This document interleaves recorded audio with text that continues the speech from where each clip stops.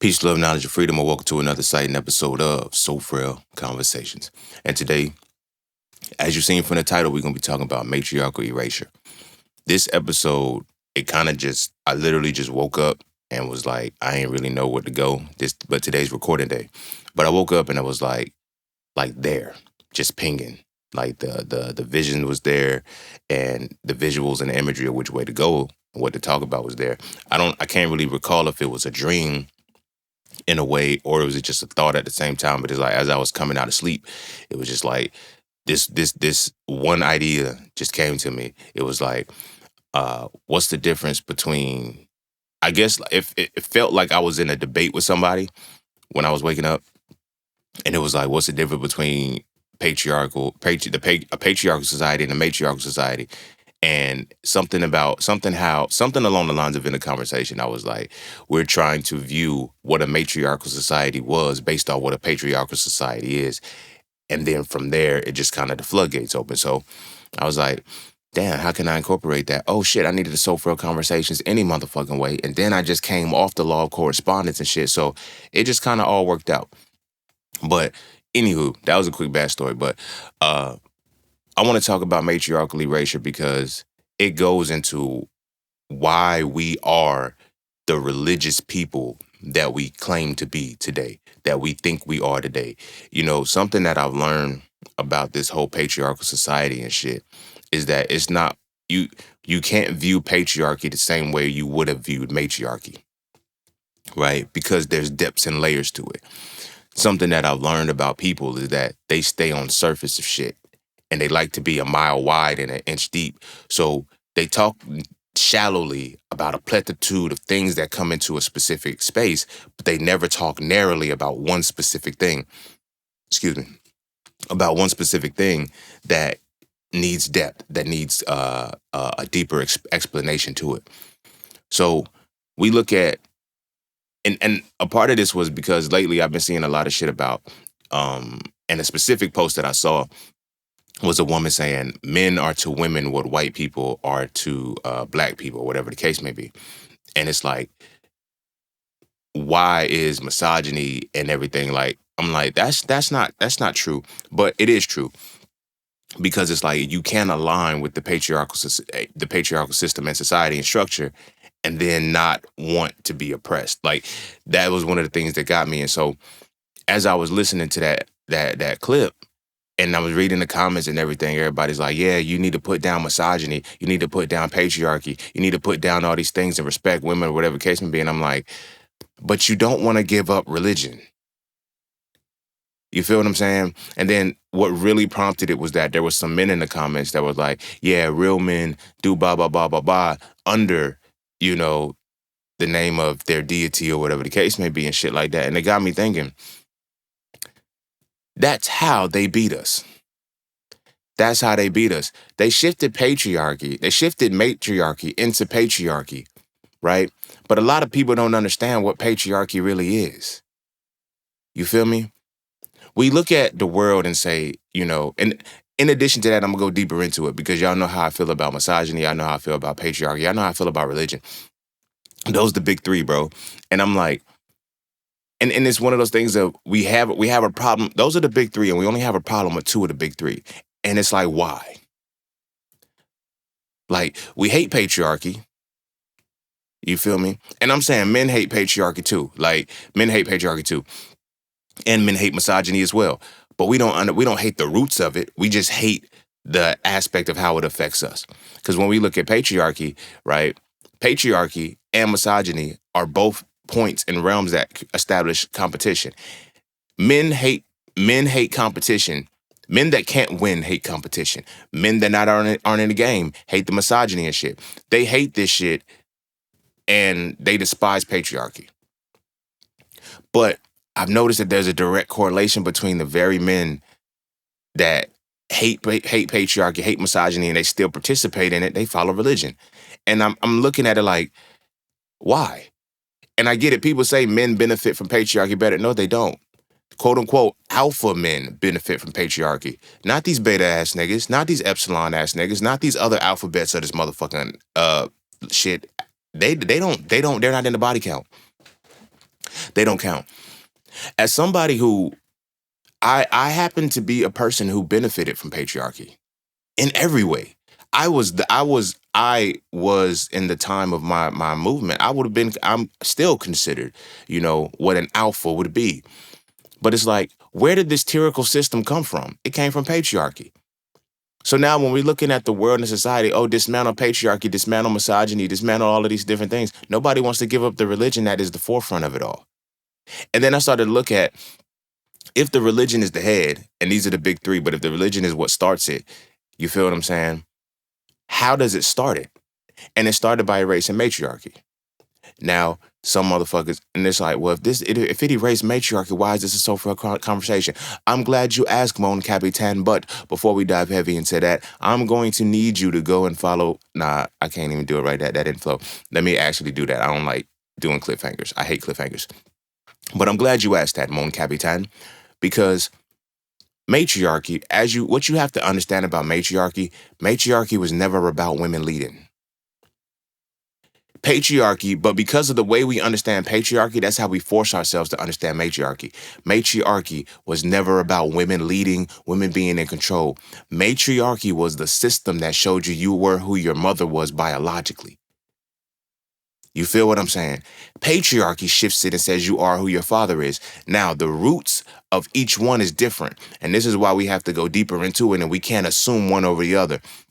But because we don't do the proper research the way we're supposed to, we don't investigate matriarchy the way it was supposed to. Therefore, we try to understand matriarchy the way in which patriarchy was understood or is understood. For matriarchy, you didn't have misogyny. Matriarchy, you didn't have misandry. You didn't have these battles. The reason why is because matriarchy is established under collaboration, while patriarchy is established under competition. Now, when you start to look at the patriarchal system under competition, now you have to add genetics into it. This is why I said matriarchy was who you were who your mother was, because biologically, under what's called mitochondrial DNA, you share your mother's DNA while your father's DNA disappears. Somehow they flipped it to say you are your father's seed. That shows that you are now following a system that doesn't even serve nature correctly by biologically understanding it. The very people who say you are your father's seed you can't even conceptualize science for real if you don't understand that concept. But before we dive heavy into that, be sure to follow me on Instagram at Seen the Light. Be sure to check out my website at IamJustSeen.com to get all things that are just seen. To all those who tip, donate, and sponsor to the podcast, you are greatly appreciated. To all those who would like to tip, donate, and sponsor to the podcast, you can do so by clicking the link in the description of the podcast. Not the episode, but the podcast itself. And you know the vibes. Cash App and PayPal are just fine. And as always, that's that for this and that's this for that. So we're going to take a quick break. And when we come back, we're going to dive into So Frail Conversations, Matriarchal Erasure. And don't forget to visit IamJustSeen.com. There, you can get all things Just Seen. You want to add the So Frail series to your library? Visit IamJustSeen.com. You want to learn how to master the markets for serious trading and investing? Visit IamJustSeen.com. You want to get your hands on some exclusive merch like tees, hoodies, coffee mugs, hats, bags? Visit IamJustSeen.com. Are you thinking about transitioning into the plant-based lifestyle? Visit IamJustSeen.com. You ever want to just chat with Seen about anything from simple advice to mentorship? Visit IamJustSeen.com. Anything and everything that is me, you can find at IamJustSeen.com. So take a quick peek into my world to see why being just seen is nothing less but always more. Because you never really know what you need until you see it, and you will never see it unless you visit IamJustSeen.com. All right. Welcome back. And without further ado, we're going to dive heavy into this motherfucker. And I'm going to continue on now because now I'm in flow.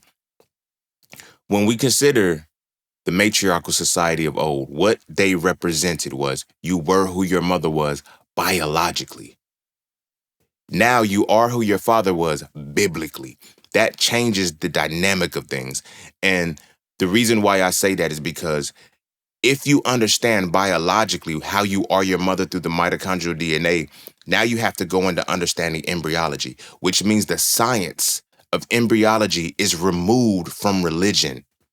The science of embryology is removed from the understanding of religions.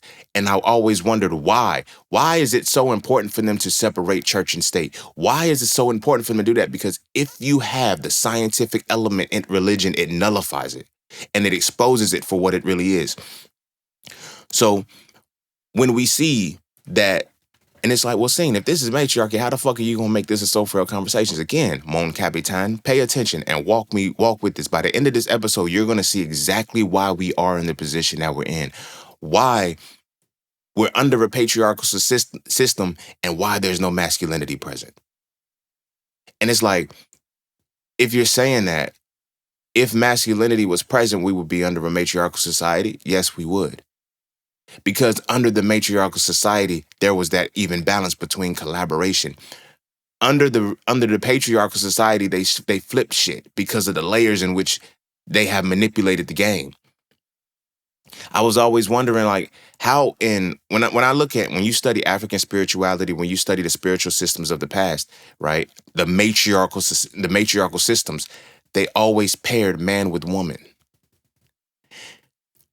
And because of the patriarchal society and the lens in which we're trying to understand it, we are looking at it from a perspective of, no, there was always a man figurehead. It won't. Every man had a pairing with it, right? But again, when you're viewing it through the patriarchal lens, you can only see it patriarchally. You feel what I'm saying? So, for example, when we consider Ra, right? We know the pantheon or whatever god is Ra. He represents the sun. Some information was, and I don't know the name of this. I don't know the name of this being right now, but I know that in the pantheon, they would always put the man's figurehead, and then of course, you know, they'll still give you the Enneads and the Ogdods, where you have the 8 people that come together, but it was always a man paired with the woman. There is none of that in religion.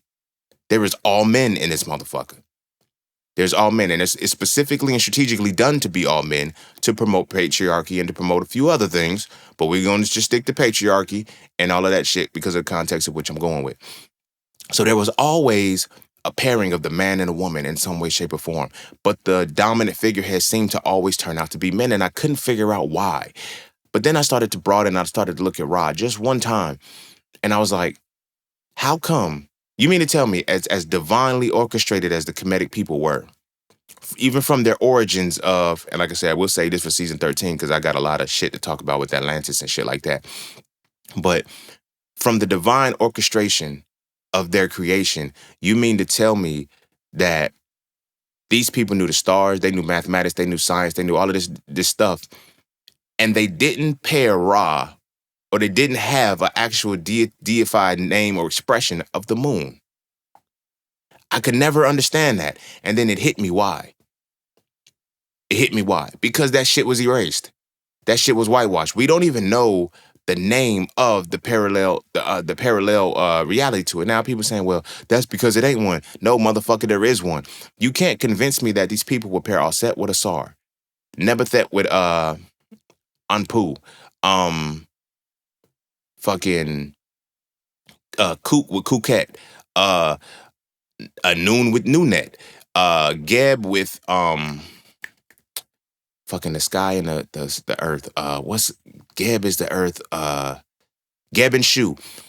You mean to tell me they put a marriage between each one of these they never put the moon and the sun together? And I was like, why? Why? And a lot of people have never asked why. A lot of people have never asked why. They sit there and they just go, oh yeah, it was Ra. Ra's the top. But then when you understand the actual shit and you go into, you find a concept called Neberger, right? Neberger. It is Neberdjer. That is, quote unquote, an androgynous being that sits above Ra. Why doesn't nobody talk about that? That is no doubt. Now, when we talk about the divine oneness, that's what Neberger would represent. And then from Neberger, you get the split of Ra and the other aspect. Now, every time you see it, now you have a pantheon where Ra in these iconographies is dealing with other women deities, right? But they put it in a hierarchy. They never put it in a harmony as it's back and forth. But the specific reality that really always got me was that in all the ideations that came as extensions of Ra, there was no interface with the moon. And I'm like, if these people are so astrological, why do they value the sun and they venerate the sun, but they have not put the moon in it? I said, why is it missing? Then I understood why the fuck it was missing. Because of the colonialism and the patriarchy that was established during the Council of Nicaea. Now, people are like, well, how did they shift that out of the matriarchy? Because what happens is the patriarchy was erected during the time when they understood the potency of matriarchy. Our people didn't have to compete because we had reached such a level that competition was no longer necessary for us. So we were able to collaborate. That's been our downfall then, now, and forever. We are a collaborative people. You feel what I'm saying? But this patriarchy shit, it removed all women from any kind of situation. The last, like, I guess from the, again, transition, changing of the guards, the Greco-Roman era, right? During the Greco-Roman era, you had the changing of the guards from the Greeks to the Romans, and then the Romans to, they supposedly disappeared, but they faked they death and shit. But even the Greeks had some kind of semblance of the marriage of the masculine and feminine. You feel what I'm saying? The masculine and feminine. But it was in the Greek era, that Greek transition of the explanations, where it started to remove the respect for women. You feel me? It started to remove the respect for the female component, the matriarchal and the feminine component to it, right? If you look at Zeus, Zeus was down here fucking humans. Zeus was fucking humans before God was. You feel me? And I know what a lot of motherfuckers don't know about God is that God is Zeus. And the way in which you understand is, you have given God a name. You have changed the name because they told you that, you know, you serve God, but you don't really serve God. The mannerisms of God are Zeus. If you ask the average black person, you know, what happens if you lie on God or whatever the case may be, he's going to strike you down. Where did they get that from? Nowhere in the Bible did it ever say that God would, you know, strike you down or, you know, strike lightning on you and shit like that. Who is that? That is Zeus. That is Zeus. And what people don't understand, and this is why now I can start to segue into the scientific side of the shit, back, bringing it back. When people understand, like Zeus, how did Zeus get the ideation of the cloud? Like, where does God sit? In the clouds? The sky's gonna crack, he gonna come down, or whatever the case may be, sitting at his right hand, thunder his voice. All of this was a metaphorical explanation of what was going on in the clouds, which is the science of rain, basically. You know, the reason why Zeus is, it was how they attempted to define the phenomena that was happening between thunder, lightning, and rain. You feel me? But before I say that, let me finish off what I was talking about Zeus. At least he was fucking humans before God. Like, God fucked Mary, but Zeus got a lot of illegitimate kids that are demigods or whatever the case may be, because he was coming down in human form like a motherfucker, just slanging dick and shit. But it made Hera jealous. And I feel like what they did was they used the Greek epics to vilify the masculine and feminine, to separate it, to say only men need to be at this particular point. Because when we look at the patriarchal society and shit, they like, women can't lead, women can't speak, women can't talk. And this is all in the religion. I be petty as fuck. Because patriarchy serves me when I don't feel like arguing with women. I be like, yo, do you believe in God? Yep. Are you a Christian? Yep. Or shut up in the presence of a man. That's patriarchal. That's misogynistic. It ain't. It's religious. Shut the fuck up in the presence of a man. You shall not be speaking in the presence of a man. You feel me? Now, especially in the presence of a man who knows the word better than you, you really got to shut the fuck up. You feel what I'm saying? And now, again, it sounds like that's rude and disrespectful. It's not. It's religious. It's religious. As a woman, she got to shut the fuck up. Do I really encourage and really feel like women should have to shut the fuck up in the presence of a man and not give no. I don't feel that way. But if that's something that you hold on to, you have to take everything that comes with that shit. You have to take everything that comes with that shit. So I do that shit. Like, when I don't feel like arguing no more, because it becomes futile. Because I'm not arguing I'm arguing understanding with belief. And I be trying to teach motherfuckers and shit, especially the women, like, y'all mean it's y'all are creating the image and likeness of a man. Y'all don't get that? Y'all don't get that. So now when I tell motherfuckers like, yo, this shit creates the more homosexual women than anything. No, it don't. Yes, it is. You gonna tell a woman that she's creating the image and likeness of a man. What the fuck you think she's gonna become? You can't get mad if she becomes homosexual. You can't be mad if she becomes a lesbian. You can't be mad at these things. Because as a child, she's programmed, she's created in the image and likeness of God, and God is a man. You see how the indoctrination works so young? So now I'm creating little girls that are internally homosexual and don't even know it. While I'm telling them that homosexuality is a sin, I'm literally creating the very homosexuals that I'm going to condemn. You're creating the image and likeness of a man, lady. The image and likeness of a man. That takes the whole feminine component out of it, because patriarchy took that shit out a long time ago. And like I was saying, I feel like it was a changing of the guards to vilify it so that way you can separate it, because it's like, well, we don't need women in that power. Because when you look at Hera, which was Zeus's wife, they were like, Hera was crazy as fuck. You'd be crazy too if a motherfucker's out here fucking humans on you when you're a god. I'm going to say goddess. But this is one of the reasons why, if you pay attention, a woman can call herself a goddess, but a man can't call himself a god without being blasphemous. How? On paper, those two things are supposed to be equal. You feel me? I know a woman. She's cool as fuck. She's cool as fuck. But I think her Instagram handle got goddess in it. You feel me? It got goddess in it.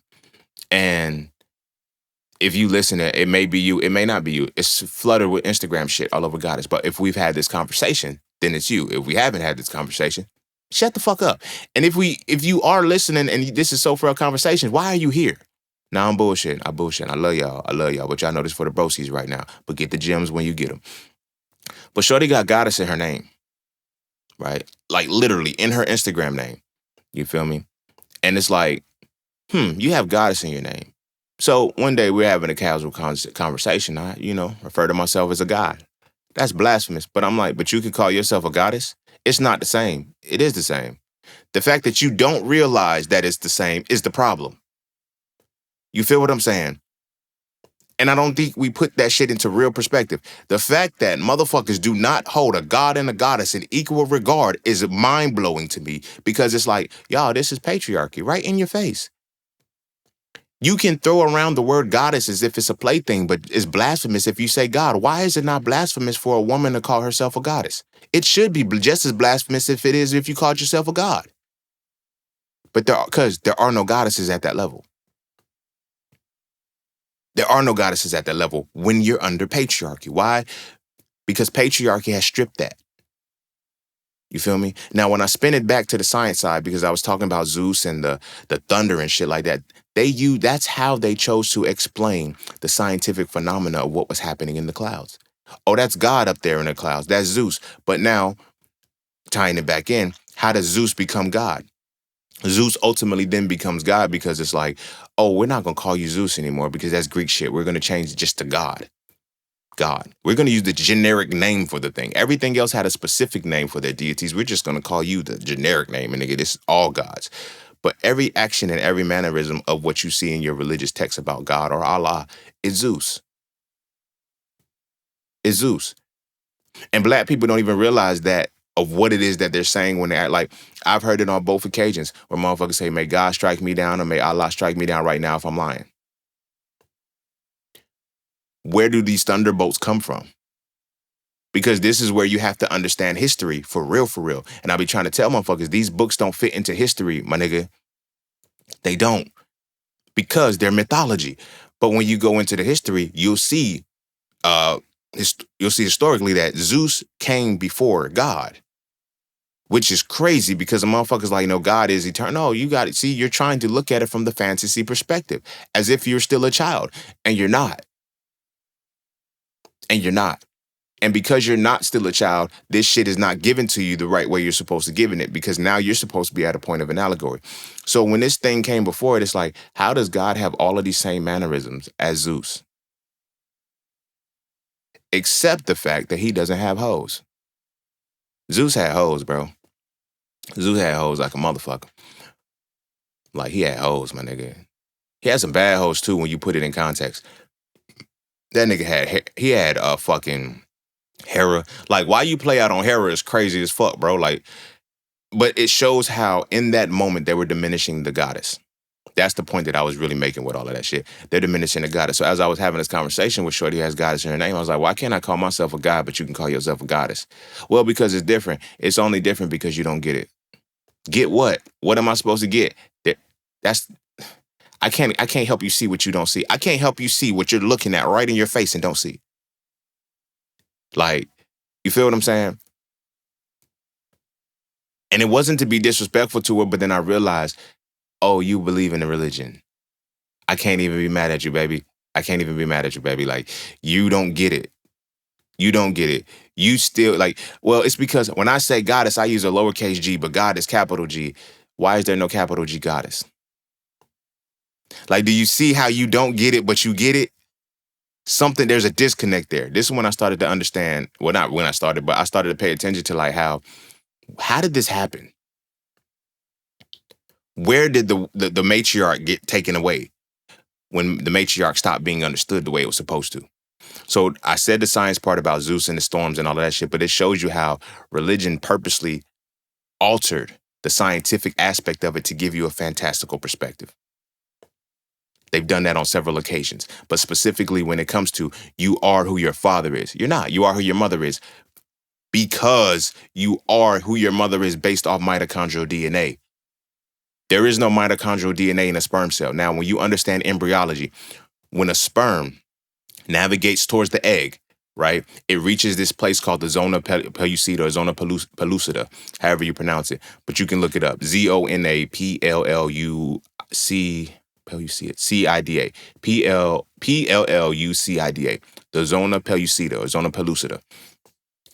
It's at this area that the zona pellucida completely disintegrates the entire sperm cell and only allows in the genetic material. So and the reason why it does this, and it's so dope, because the mitochondrial DNA that a man holds that comes from his mother, right, is fucking fire.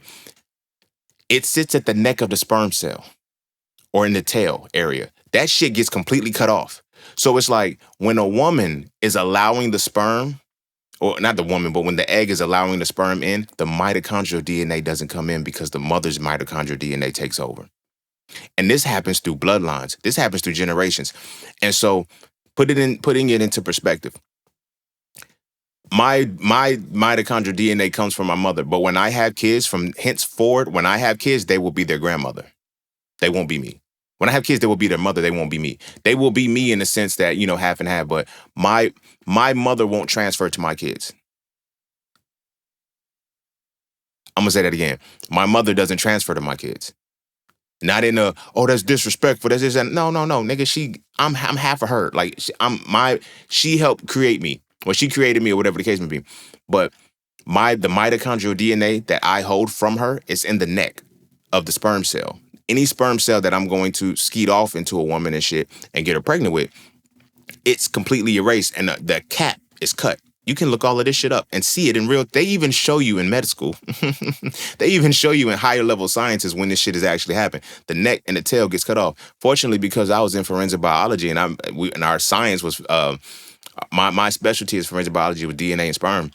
It's like, solving crimes and shit. I learned that and I was like, so if the motherfucker get cut off and the mitochondrial DNA doesn't transfer from the man to the woman, that means it's the woman's mitochondrial DNA that stays intact.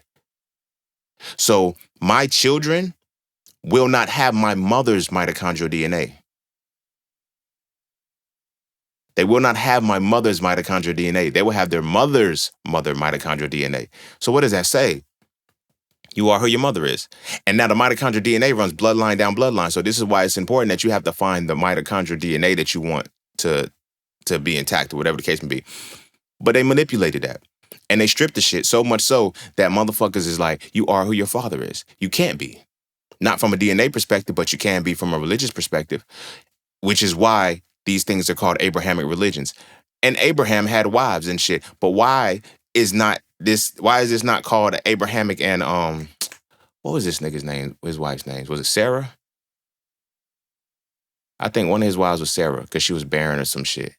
And it was weird.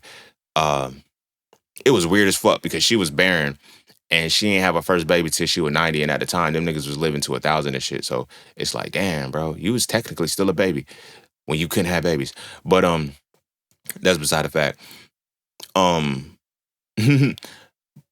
But they call these Abrahamic religions, there is no sharing. There is no woman. There's no maternal in there. And this is why, if you grew up in a Christian church, especially in the South, well, I grew up on the West Coast, but we still learn the shit. But if you grew up in a Christian church, what is the song? Father Abraham had many sons, and many sons had Father Abraham. That indoctrination was very, very important to say that the son is what's important to the lineage and not the daughter. The daughter then becomes property. Like when women, want to be met at the altar in they white dress and shit, because, we ain't getting no younger, we might as well do it. It's like, that is an exchange between men. Marriage is not what people think it is. This is why when people be like, yo, I want to go, I got to do it right, man. I got to be a man. I got to go ask for her hand in marriage. Do you know why you're asking for a hand in marriage? Because you're exchanging property. That's all marriages were under the patriarchal society. This is why I need virgins. I need this, that, and the third. Because now we're getting into the meat. This is why I say patriarchy is niggas who hate patriarchy and shit won't end the competition. Patriarchy is designed solely for alpha males. The very alpha males, the toxic men, we're looking in real time, right? Hey, look, all of the men that motherfuckers despise right now in real time, as far as social media goes, the red pill niggas and shit like that, those niggas would have been the kings and the shit in religion back in the day. The very kings that you say is on some, yeah, man, we on some real shit. These people, you got to look up to them. The King Davids, the King Solomons, the Israels, the Jacobs, and all of this shit. Like, these niggas was these niggas right now. I know it don't seem like that because when you're reading it from a mystified perspective and you're not actually reading the bitch like, these niggas had some shit with them. It makes sense. You feel me? You call a motherfucker a simp because he would bash, imagine this, to get a chick number, right? You will bash a man and say, to try to downplay a man. We look at that as sucker shit, right? We really definitely look at that as sucker shit. I know I do. You feel me? I'm not gonna look at it and give you any brownie points because you took a chick from me and you had to throw me under the bus to do it. But King David did that shit to Uriah the Hittite. Uriah the Hittite was his best fucking friend. And he told Jonathan, and him and Jonathan were lovers, but he told Jonathan the shit, hey, look, this is what I want you to do. Put Uriah the Hittite on the front line so he could die first so I can take Bathsheba. Because I'm not going to be able to take Bathsheba he's alive. Now, David was a king, but he was a bitch. You didn't even want to fight Uriah on a one-on-one. You didn't even want to take his girl from him on a one-on-one on some nigga, I'm the better man than you. Nah, nigga, I'm going to make sure, I'm going to backdoor you so you get killed. I'm going to backdoor you so you get killed and I'm going to take your bitch. That's a fucked up story. Do those stories still not happen today? Yeah, those niggas is King David. But we look at them as some other shit. When King Solomon King Solomon is known to be the wisest man that ever walked the earth. How does his wisdom extend when this motherfucker says cut a baby in half, when they had maternal records, when they had doulas, when they had the actual recordation of whose baby was what? You don't believe me that they had it before that? How do you think the Passover happened? Why do you think the Passover is the thing? Because who they were supposed to kill? The firstborn kids. But anybody who put the blood over the door, it's the reason why blood is so important. But anybody who put blood over the door, the Holy Spirit would pass over them and wouldn't kill anybody. But it was taking out who? The firstborn sons. Why is the firstborn son? Because that is the alpha son that you're supposed to have. All of your other sons are subsequently going to follow after that. That is the alpha son, but we're going to take out the firstborn son. We're going to leave you with whatever son you can make after that, but we're going to take out the firstborn son. There's a reason behind that, why the firstborn son is always the junior, why it's always shit like that. But this is patriarchal shit. But let me flow. Let me fuck with me. Let me rock. So under the Passover, it's like, how do we know who's having sons? There has to be some kind of documentation of the babies being born in order for you to know that this household has a son. And that Passover shit came before King Solomon was ever around. So you mean to tell me this nigga said cut the baby in half and whoever loves the baby the most, like, why would you torment a woman like that? Not a single man stepped up and said, nigga, this is crazy, King. Like, Solomon, yo, you wildin', bro. You ain't got to do that. But the lady said, yo, cut the baby in half. She said, and it sounded so noble because it was, hey, let's cut the baby in half and whoever, like, that's some barbaric shit, bro. That's some barbaric shit. Ain't no, like, and that's a king, my nigga. This is your king. You feel what I'm saying? That's some hella barbaric shit. But he says, cut the baby in half and, give each one a piece. And one lady said, no, just let her have the baby then if if you gonna cut the motherfucker. And then the other lady was, yeah, cut it. Like, damn, my nigga. On one side of that, it was, yeah, because the woman who cared the most. But no, it's like the woman who had no compassion to cutting this baby, like, nobody looks at that. How do you have a society of a motherfucking women who can feel like that? Ain't no sisterhood in that shit. Do you know why? Because those are pick-me-ass bitches and shit. You see that shit today. You like how I bring this shit full circle, don't you? Those are the motherfucking females nowadays, and I'm saying female. I know people are like, oh, if you say female, you're a toxic. No, those are fucking females that do stupid shit like that. If you can align with a motherfucker without knowing that you're aligning to it, if you can align with a motherfucker who'll be willing to cut a baby in half, just so another woman won't have it, you got to look at today's relationships and see how that shit plays out too. You feel me? These women, the same women that side with a nigga who is not in his kids' lives and blame the baby mama like something's wrong with them. Now, granted, some of these dudes ain't shit. And then today become another baby mama and they like, damn, those are those type women. Just cut the baby in half and let's both have one. Mentally, that's what that will be. But niggas don't like that shit in 2025, but they still follow that shit from BC time. 2K later, we still playing like it's BC time. It's feces, right? But that was the wisest king ever. He could have very well went and got the documentation, said, go look the motherfucker up and see who the motherfucking baby mama is, bro. Like, why are y'all here? Why are y'all here? Why are y'all here? Y'all remember Passover when we knew where the firstborn sons lived, right? That means in order to know where the firstborn sons live, there has to be some form of documentation to know who had fucking sons. Not only that, who had children and knew that you had sons and where you live, nigga. You mean to tell me this nigga had to say, let's cut a baby in half? That's some fucked up shit. But again, that's patriarchy. That's the type of motherfuckers that are the men that you are calling alphas and shit right now. They do that shit now because they did that shit then, because it's not the same. It's not changed because this is what patriarchy is. It's about competition. It wasn't a single motherfucker in that bitch that actually stood on principles that was actually a true man.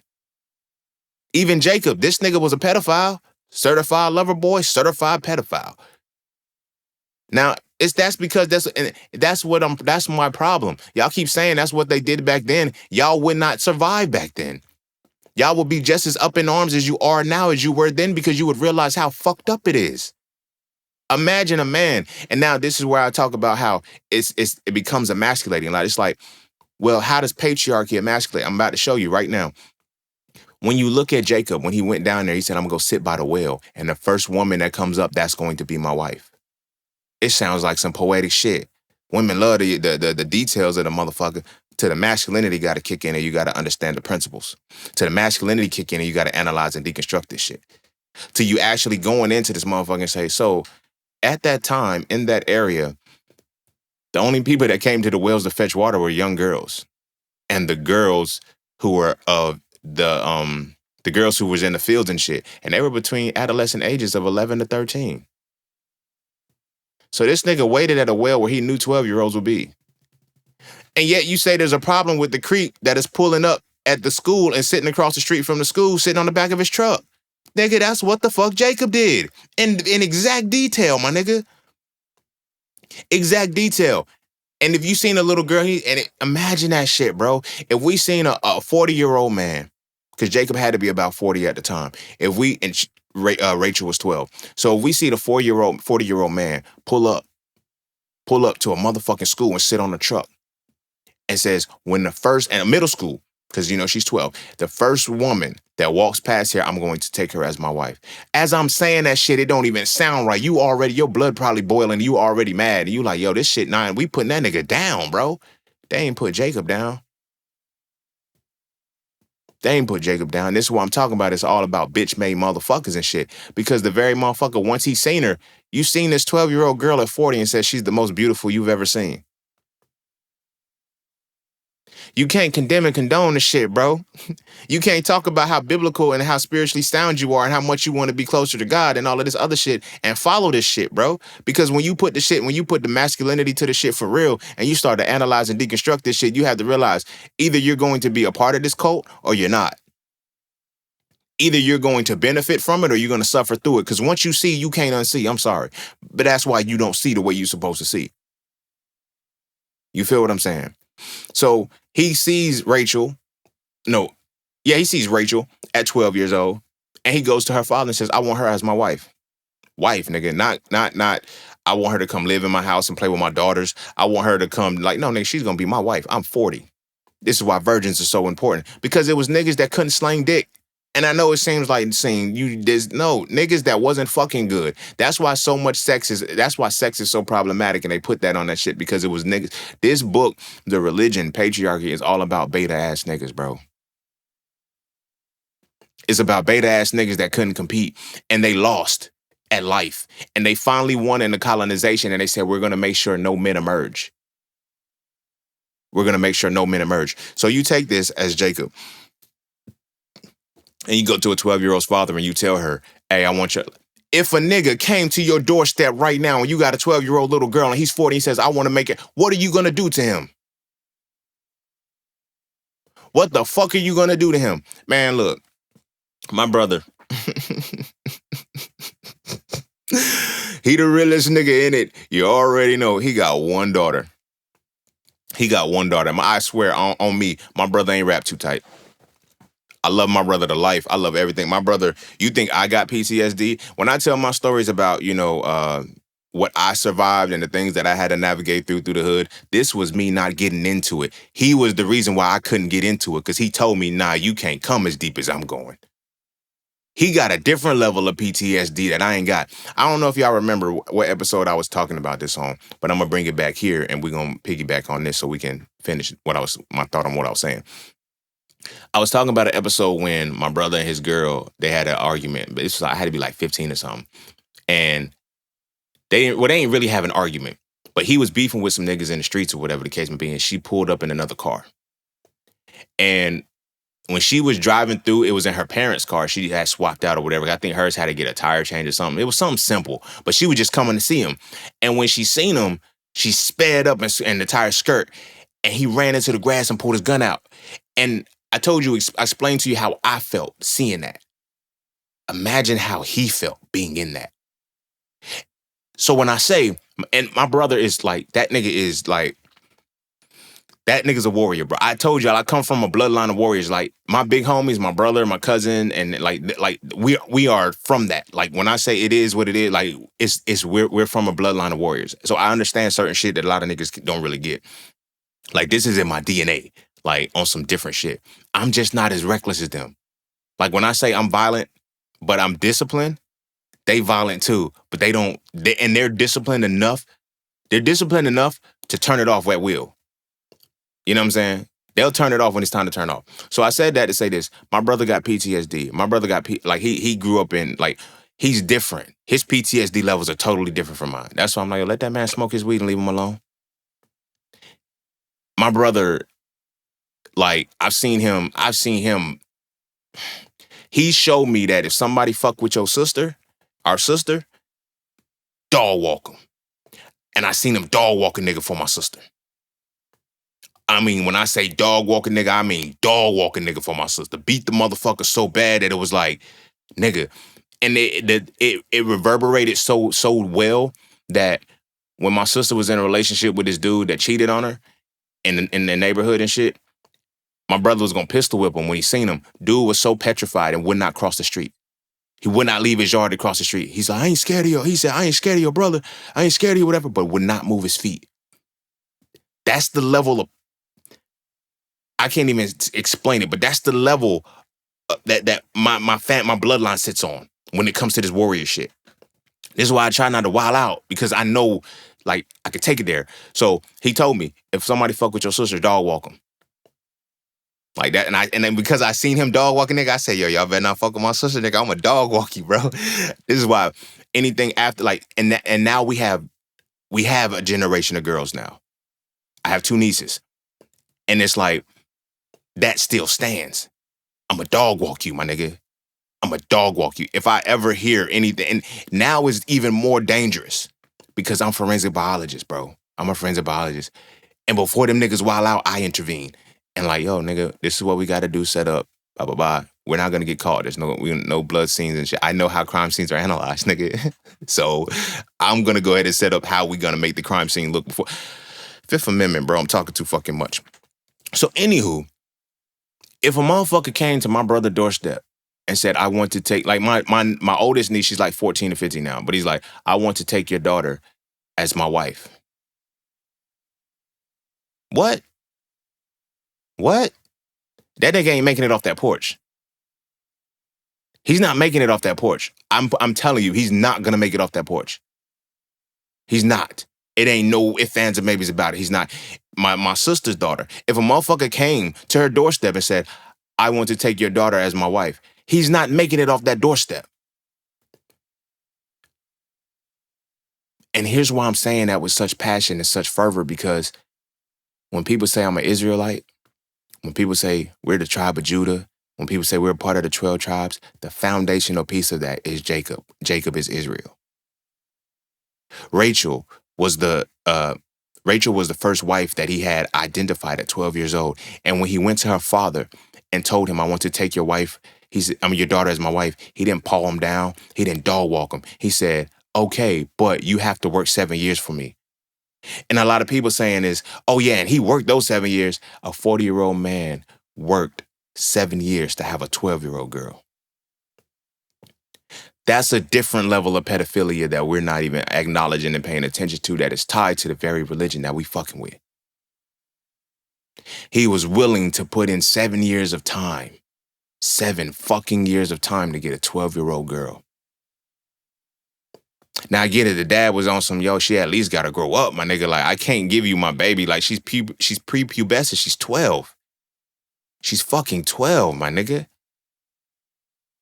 What mindset do you have to have mentally to be one of God's chosen people, but at the same time, your attraction is to a 12-year-old? So the father was bitch made, because technically there should be no tribe, but there should be no Israelites, because Jacob would have never made it off that motherfucking porch. Jacob should have never made it off of Jethro's porch, like in any way, shape, or form. But anyway, I think his name was Jethro. And if I'm saying it wrong, fuck it. It's Leah and Rachel daddy. I know that part of the story. I just may not know I don't remember insignificant shit. He was an insignificant character because I felt like that was some bitch made shit. This nigga came to your doorstep and said, I want to take your daughter, your 12-year-old daughter, as my wife. And rather than leaving that nigga on that fucking porch, at this point, this is going to sound very, very blasphemous if you're tied into religion, but it's not if you understand really where I'm coming from. Fuck what your God sent you as. At that point, nigga, you about to go meet him. You about to go meet him right now. He ordained you and told you that's like, the Holy Spirit told him to sit at that well. The Holy Spirit, now we have a bigger problem. Now we have an even bigger problem. And I know, when are you going? I'm going to get to the patriarchal shit. Like, all of this shit ties into it, nigga. Because I'm showing you how this shit is still playing out today with a whole bunch of sucker-ass motherfuckers and shit. Because niggas is... And I said that part, and I mentioned my brother and shit. That's why my brother don't go to church. He ain't in religion. He and I are not in religion, so we can't be. We don't fit in that shit. And I never understood why. I understand now, because now I can actually articulate what's happening. But anyway, he says, no, you wait for, I need you to work 7 years. And then at 7 years, he never poisoned him. He never attempted to kill him. He never did shit. He just said, yo, you work 7 years and you can have my 12-year-old daughter. And then they said, well, he finessed him, though. He made him work. He said, you got to take Leah first because she's the oldest. Now, mind you, how I had to finagle this nigga. Now, mind you, Leah and Rachel were about 7 years apart. It's good just to hear these stories. It's just good to hear the stories and put your own fantasy to the shit. But now, nigga, we got to put this shit in text, in the real context. Rachel was 12, Leah was 19 at the time. And he said, all right, he said, so now, mind you, after the 7 years is when he actually got him. So when the 12 years came, Rachel was 12. So slow down. When the 12 years, when the work 7 years first started, Rachel was 12, Leah was 19. And this man had worked 7 years. So the father said, all right, well, in our customs and shit, you got to take the oldest first. The oldest got to be married off first. So at the time, Leah was 19. And he worked 7 years. So Leah was 26. He's now 47. And he said, you have to work another 4. I want to at least have my daughter at 26 years old before I can marry her off to you. If he works 7 years twice, that's 14. That puts Rachel at 26 years old when and it's like, I get it. Now, y'all already see where this is gonna flow. Oh, that means she's over 18 now. She's legal. She's over 18 now. She's 26. She's over 18. And that nigga was 40 when she was 12. That means he's 54. Bringing it into today, what do we have? A bunch of bitch-made ass niggas who are still hunting young girls. Oh, but she's legal though. She's legal. This is the very shit that y'all are saying. And this is one of the reasons why I'm like, I don't know if Kendrick is I don't know what Kendrick is doing. You feel me? Because on one hand, I'm gonna leave that to what it is. You feel me? But in one aspect, you can't quote, and this is not to disrespect Kendrick Lamar, no shit like that. I fuck with him. You know what I'm saying? He's one of my favorite rappers. But we gotta separate the artist from the art sometimes and just see what it is. Like, why is this being a push if you saying, you need you a man, baby? I don't understand. Don't put your life in these weird niggas' hands, baby. The Bible is full of weird niggas, bro. And then when you say you're an Israelite, are you trolling? Are you really acknowledging that you're an Israelite? Because that's one of the weird niggas, bro. If he was here, he'd have a similar case to Baca. And Baca got a weird case. Why is he around? Why is Israel still around? Why is the idea, why do we want, and we wonder why these men are doing the wild shit that they're doing? Because their religion ordains it. Because this what patriarchy was established under. Now it's like, well, seeing now, yeah, we can finally get into the meat and potatoes of the shit. And why matriarchy was replaced with patriarchy, because patriarchy includes 3 things: religion. Well, it doesn't include 3 things, but it's tied to 2 other things. It's religion, patriarchy, and misogyny. These 3 go hand in hand. Every religious man is a patriarchal man. Every patriarchal man is a misogynistic man. Every misogynistic man is a religious man. This shit goes hand in hand. Because it's about the competition that they do not have. So now, if you pay attention to how they vilify and how they demonize, like most of the men in the context, they were cowards. And they had to have one identifiable man come. Like, that's why the story of David is so potent. Because they was like, yo, he went and slayed a 9-foot giant named Goliath. Like, all of the other men would not go fight. Niggas was on the front line and would not go fight. Now listen to the story of David, right? You mean to tell me you'll fight a 9-foot dragon, but you won't shoot the Pharaoh with Uriah the Hittite? I said a 9-foot dragon. A 9-foot giant? Sometimes we don't pay attention to the context of the shit. As a kid, when you're a kid, you'll go fight a 9-foot giant. But as a grown-ass man, you won't catch a one-on-one fade. You will not shake with your best friend Uriah the Hittite. Well, why would I shake? Why would he fight for his girl or whatever the case may be? You see what I'm saying? This your right-hand man. He just a military vet. You feel me? You the king, my nigga. You can have any bitch that you want, but you want his bitch. So much so that you willing to kill him for his bitch. Now, when we look at today's society and shit, when they look at how this shit is playing out, we'll have those shows where motherfuckers be testing their loyalty and shit, and dudes be backdooring their homie's girl. Like, let's test and see if this nigga, nah, nigga, I was just testing her for you, blah, blah, blah. Y'all niggas is King Davids. Y'all niggas is King Davids. We can't call it shiesty behavior at one point and then actually say that we honoring a fucking king that did it. I don't give a fuck what his consequence was. You feel me? Oh yeah, after King David did it, the baby died 7 days later and shit. You feel me? That don't justify that that's who that nigga is, bro. Because if he still ended up with Bathsheba, bro. So now they want to vilify the woman. Oh nah, this was because of the woman's fault. Same with Samson. This was supposedly the strongest. What'd he do? What was Samson's downfall? Some motherfucking pussy. And I always wondered, like, why are they so adamant on pussy being the downfall? It ain't pussy being the downfall. It's niggas that don't get pussy that fall to pussy. This nigga Samson was pillow talking with a bitch that he just met. Yeah, man, you feel me? Imagine this. Ladies, if y'all are listening and tuning in, this one y'all could be in, because I want y'all to hear this one for real. But ladies, if y'all are tuning in, how would you feel if a man led off with, his money? Yeah, I got this, I got that. You say that nigga corny, right?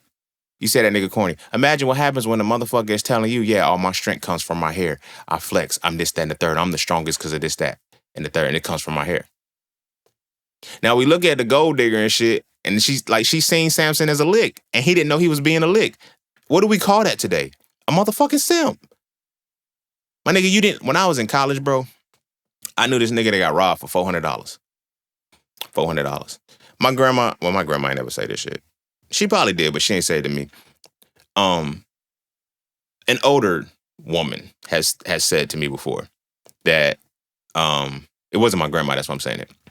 An older woman. Not like I was hitting an older woman, no shit at the time when I said it, but only thing open at the midnight is legs and fast food. Shorty call him to come over, right? This nigga get dressed up, put on chains, got $400 on him and shit, trying to stunt. Like, now I knew the dude. Like, not knew him personally, but I seen his manners and I was like, yo, you ain't street, bro. I get it. We all come to a HBCU as black men, as black people. We try to come to a HBCU, but we all not the same black, bro. And it's okay. Black isn't monolithic, but we need to stop trying to be the black that is monolithic. You feel what I'm saying?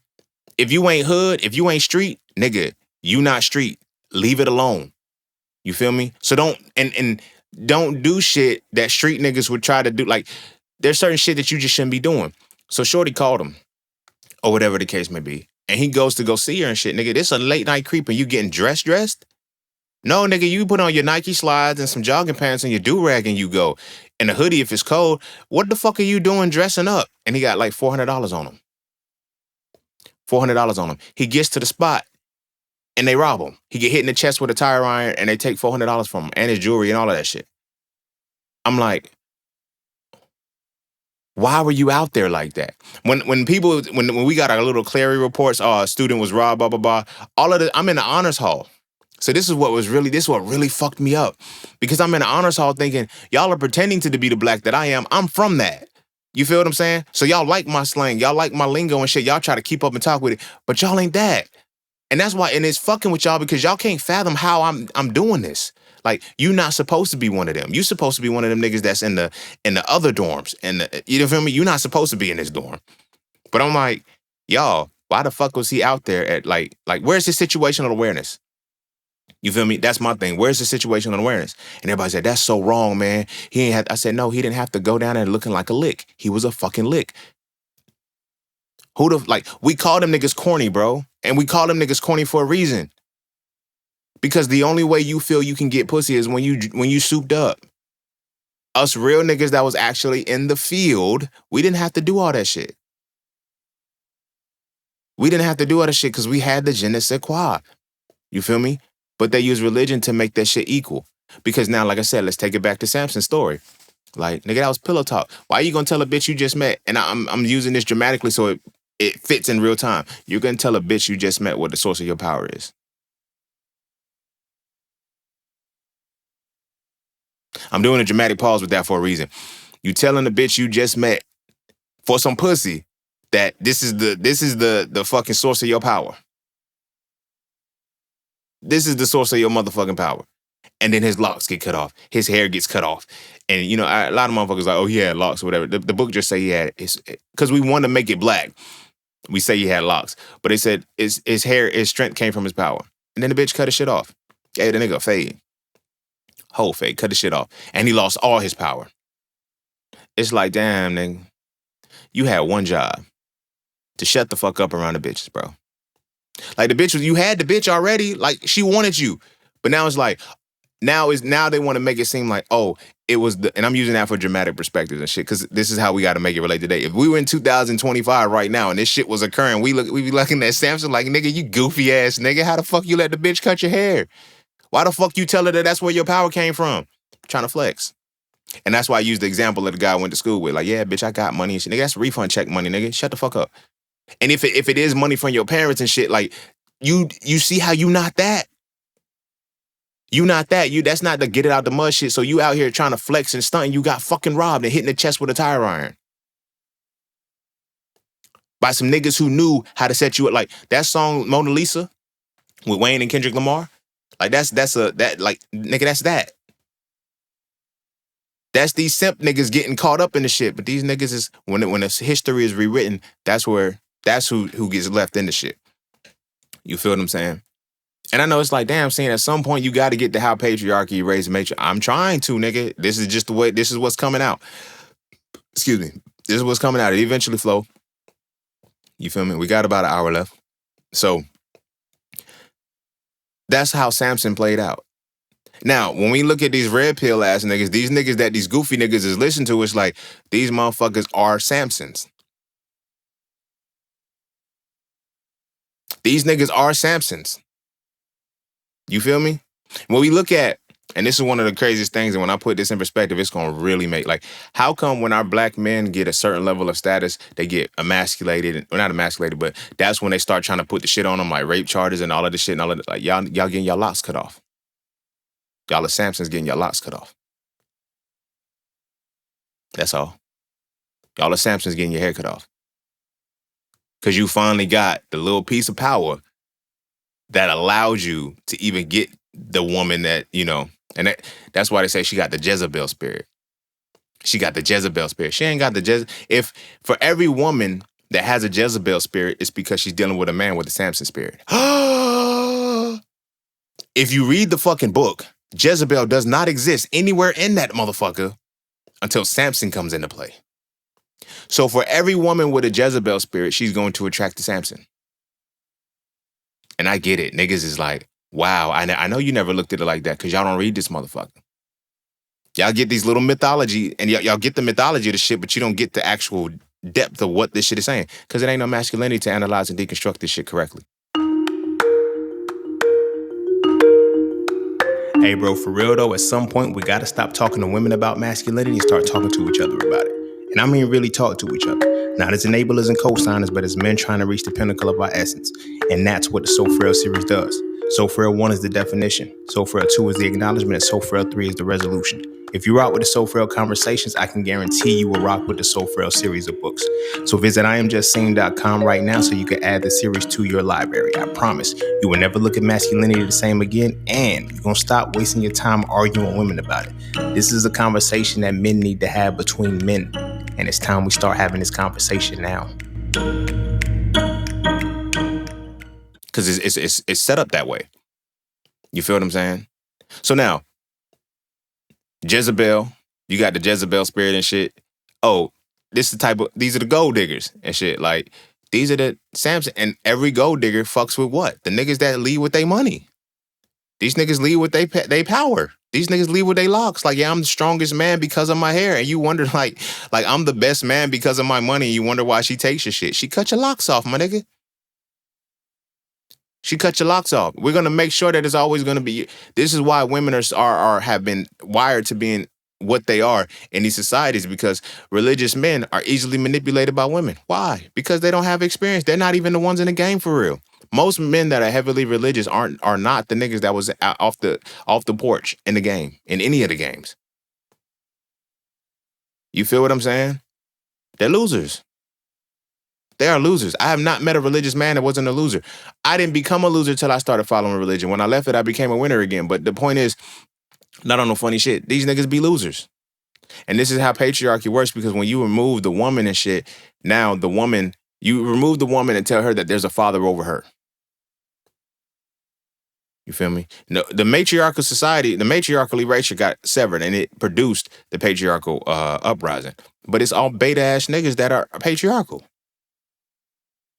It's all beta-ass niggas that are patriarchal. It's crazy how, like, y'all see how I didn't tweak nothing that's in these books. I just pretty much told you the full story.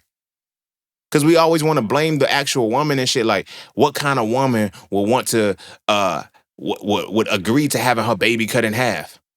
No, nigga, what kind of man would say, let's cut a baby in half when we just go find records? You feel me? They looking at the women. You got to be careful with these women because they will fuck up for the king and shit like that. No, nigga, what kind of nigga will put his best friend on the front line to cheat with his bitch?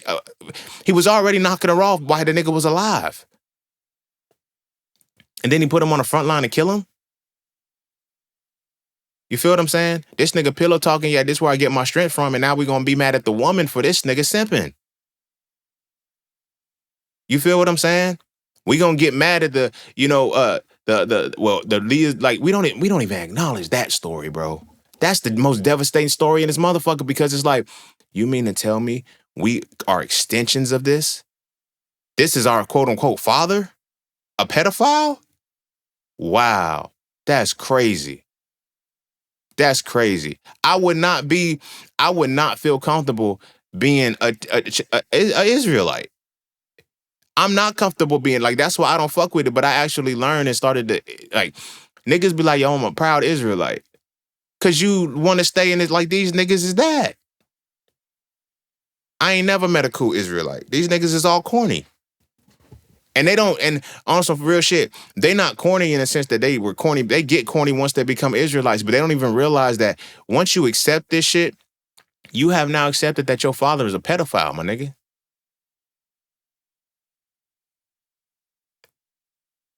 How will we respond to that in real life today? That's not cool. That's not cool. But it's cool then, and it's cool for us to be affiliated with it and completely be underneath the umbrella of that shit. You know why? Because religion, misogyny, and patriarchy go together. Now let's tie this in. When people look at the misogynistic part of it, and the misogyny is how we start to segue into the erasure of the matriarchal society, matriarchal part. People think misogyny is the hatred of women. Mm-mm. Mm-mm. Well, it is, but it's not misogyny first. This is why I'm saying when people be like, yo, this is misandry. And what about misandry when women, like, misogyny started first, but we can't fix misogyny and we can't stop misandry and the feminist movement and all of that other shit because those are results of the misogyny. And misogyny is the result of the competition between men. Go throughout history. Go throughout the context of your religious text. What was the greatest thing? The bitches. Respectfully. From then till now, it's about bitches. It's about getting the bitches and who has the most bitches and who has the best bitches, who has the youngest bitches, who has the finest bitches. That shit was done biblically too. Concubines and shit, niggas. And again, when you take it out of the patriarchal society, and didn't we have polygamy? Now it's like you're looking at polygamy from the patriarchal perspective and not the matriarchal. Polygamy was straight because you are who your mother was, not who your father was. Let's tie that back in. Now go back to the biological perspective that I broke down about how the mitochondrial DNA, when you have, it's like now I'm creating a bloodline with every woman that I have babies with. I'm not continuing my bloodline. I'm starting a new bloodline. Women continue bloodlines. Women continue bloodlines. The women are the ones who continue the bloodlines by the mitochondrial DNA. If I had a daughter right now, when she has another kid, right, when she gets old enough and she has a kid, her mother, the mother that I choose for her, that DNA is going to move through her, through my daughter, through her daughters, through her daughters, through her daughters. Right now, my mom's DNA is still alive through my sister and my niece. It's not alive in my brother's niece and my brother's daughters. Because her mother that's the mitochondrial DNA that she has. You see what I'm saying? So when my niece has a daughter and my niece's niece has a daughter, that's who's continuing our bloodline. Me and my brother, we're not responsible for continuing my mom's bloodline. We're responsible for finding the bloodlines we're supposed to continue. This is why when I say, as men, I forgot what episode it was. If I did an episode, or maybe it was just a post on social media, where I was talking about as men, we have 3 bloodlines we're supposed to protect. The one we come from, the one we must go into, the one the bloodline we come from, the bloodline we attract, and the bloodline we must create. This is why you're supposed to nurture the earth. But they don't teach you that in patriarchy. They teach you that, nigga, you are who your father is. But then this is why I said why misogyny is what it is, because it starts off. Misogyny is not the hatred of women first. It is the hatred of men that you're not in a competition with. Every one of these niggas, and again, this is why I got the episode on Pookies and Ray Rays. It's crazy, yo. I'm prophetic. They only talk about it. I get it. But if you look at every conversation where they have about the Pookies and the Ray Rays, they're mad at the women because of the Pookies and the Ray Rays, but they never say anything to the Pookies and the Ray Rays, bro. As a motherfucker who used to be a Ray Ray, I know they don't talk shit to us. They don't come at us. They come at the women that we fuck with. I had a homeboy. We was real good friends at the time. Real good friends at the time. And he ended up knocking off this shorty that I was fucking with. Now, I ain't gonna say my mans was jealous of me or no shit like that, because I don't want to be on that type of energy. But I would notice that he would always try to do what I do. And if I had a chick, he would try to creep her. Or if I had a chick, he would try to creep her. Or he would always ask me what his chicks look like or if they was up to my standard. I'm like, nigga, you fucking her, not me. I don't give a fuck what she look like. Nigga, that ain't me, because I'm not checking for your chick. Right? But the first time he, you know what I'm saying, he backdoored me and shit and fucked the chick that I was fucking with, it's like, I'm programmed. I'm wired to, oh, you put your homies over hoes. That's my nigga and shit. This is misogynistic shit. That's your nigga and shit. Fuck that bitch, man. We got to bond better than that shit. But why would you do me like that, bro? So, it's cool. At that point, my thing was, oh, nigga, we sharing bitches now. Because that's what I felt. He said, come on, man, you my boys, man. I'll give you a, all right, nigga. All right. So then I even try to put him on to the bigger sister, whatever. So time passes. I fucked around and smashed his first love. Now, the reason why it turned out that, I ain't gonna say it was his first love, but he said it was his first love. That was the first woman that he loved and shit. Blah, blah, blah. But as he's, as it comes out, she tells me, oh yeah, y'all share girls anywhere. Nigga, how do you know about that? What the fuck? I never realized that. Why are we sharing girls? What is this? What kind of shit is that? And my thing was, in the girls, I was always getting the better girls. Like, nigga, when I threw a bitch to you, nigga, you might want to cover. You know what I'm saying? It was like this. Whenever we would, like, yo, let's go meet some girls or whatever the case may be, I would give him the finer one. Now, let me tell you how this is a testament to just, me as a whole. It's time to get a little bit on the arrogant side or whatever.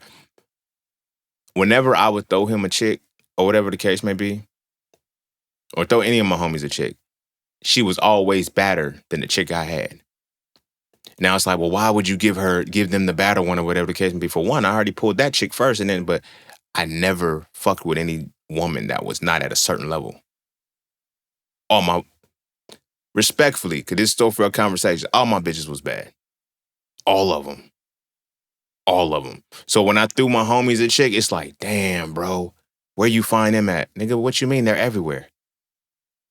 I never thought about it. Like, y'all niggas ain't getting these bitches on a regular basis. So much so that when my homie would throw, they would always give me the worst one. He's like, man, I just needed somebody to take off my hand. Like, that's not fair, bro. That's not fair. Why you giving me the worst bitches, bro? Respectfully. Could just tell for our conversations. And I'm speaking as a young kid. Like, I remember one chick he gave me, it's like, yo, I just wanted her off my hands. Like, nigga, I have given you nothing but bad bitches.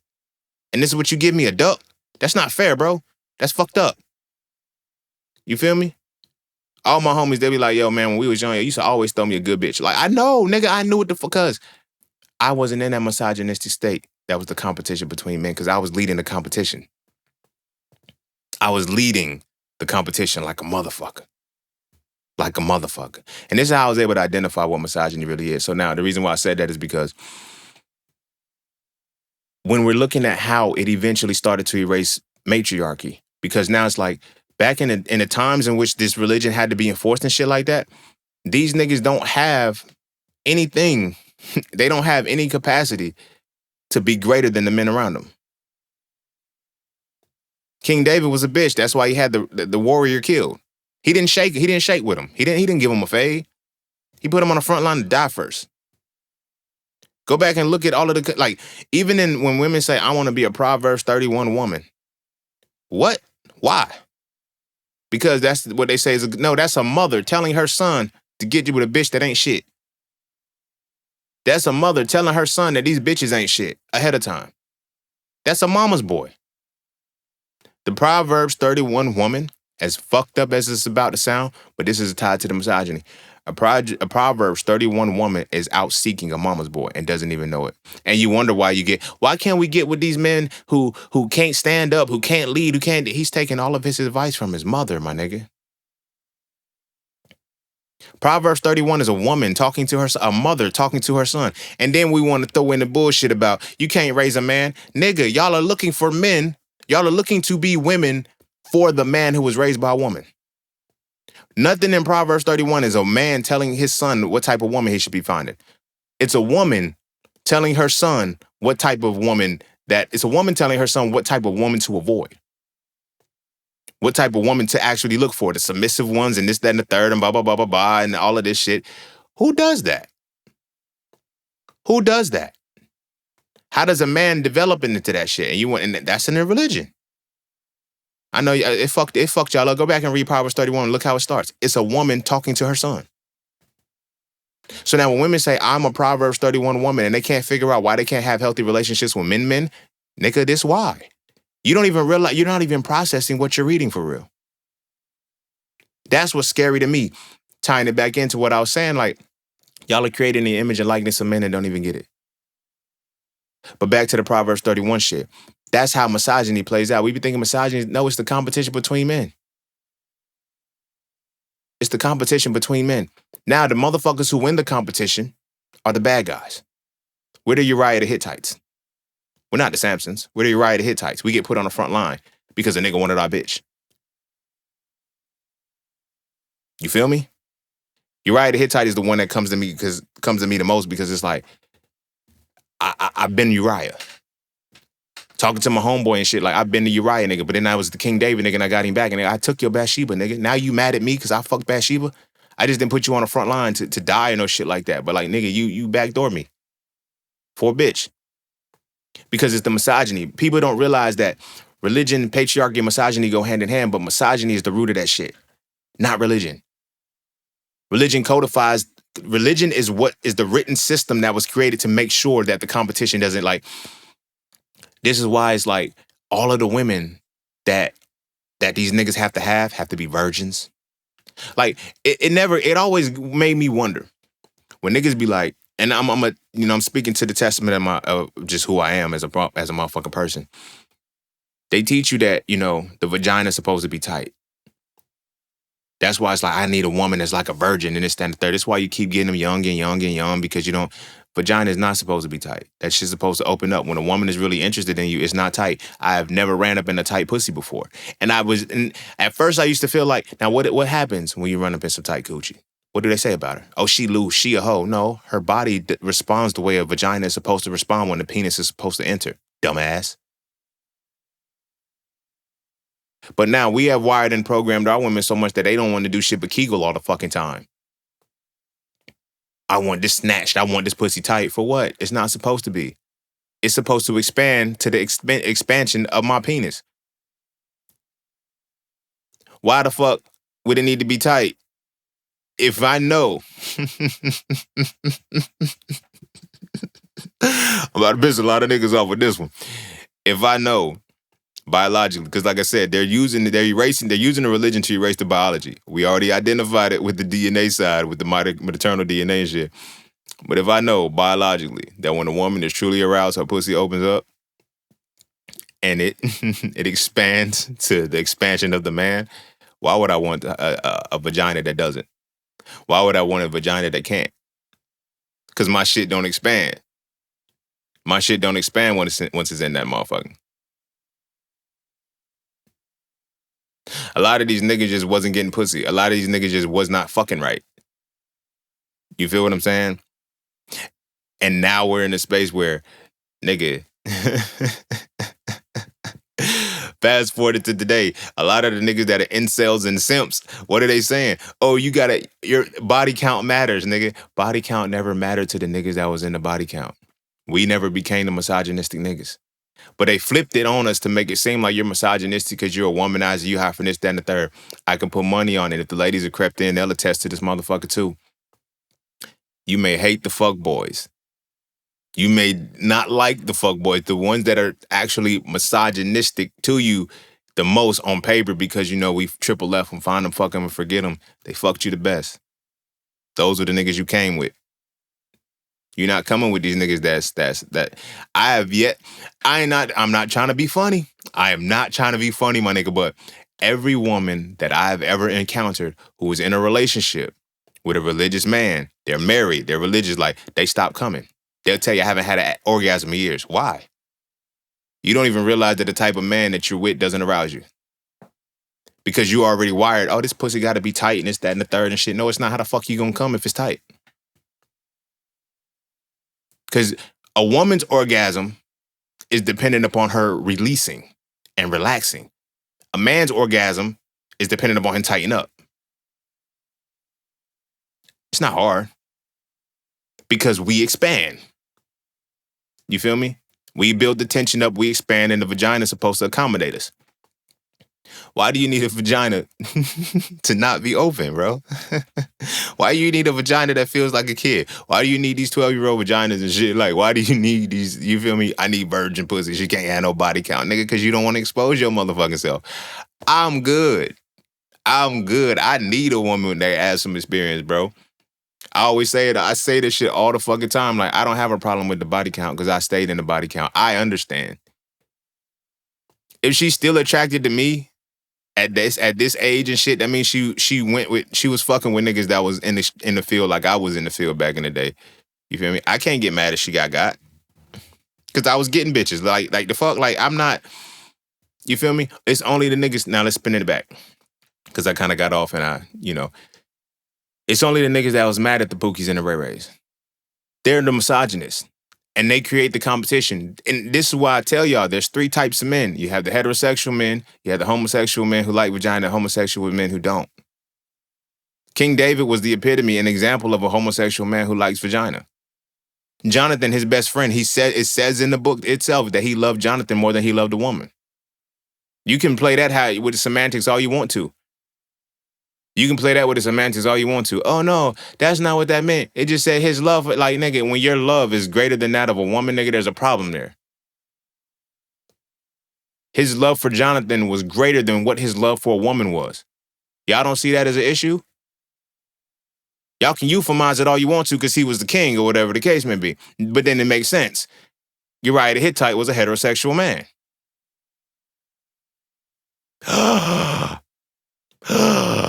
And we wonder why, if we fast forward to today, how we get this set up. The very niggas that they calling toxic masculine, the very niggas that they saying is, these niggas is, patriarchal and this shit like this, patriarchy must die. It's not us heterosexual man that don't give a fuck about none of this shit, that stay to ourselves. We minding our fucking business. We not giving a fuck about the shit. It's the niggas y'all keep going back and forth with. They're the homosexual men who like vagina. They're the religious men. They're the patriarchal men. They're the misogynistic men. Because the religion is founded upon the principle that I take this matriarchal society, I take the matriarchal perspective away, and now I give patriarchy. And I give patriarchy so I can remain in control. This way I can have women without having women. And I can get, like, you ever wonder why pastors have a first lady? Because that means there's room for a second, a third, and a fourth lady. You don't get it because you think it's just, oh, that's her title. No, nigga. That's her position as the type of woman if the pastor want to step out. Because the religion ordains it. Pastors been cheating on they wives for a long time. God don't punish them. They still be in the pulpit pimping the fuck out of y'all. If it was really that wrong, immediately they should be gone. You feel what I'm saying? Immediately they should be gone. But this book is not designed, and this religion is not designed for that. It's designed to keep patriarchy and misogyny intact. Because again, patriarchy is an establishment and develop of men being, the misogyny that comes from men competing with each other and the men who can't compete. Over the centuries, they use religion to try to level the playing field to some shit. Because now, what's the number one thing? It's like, when it comes to sex, right? Now I'm going to get into a deeper aspect of when it actually got eradicated. So when it comes to sex, right, it's like The alphas are the ones who, but why do niggas want to be an alpha? Why do niggas want to be these things? Because this is what the apex says. This is what the religious men are.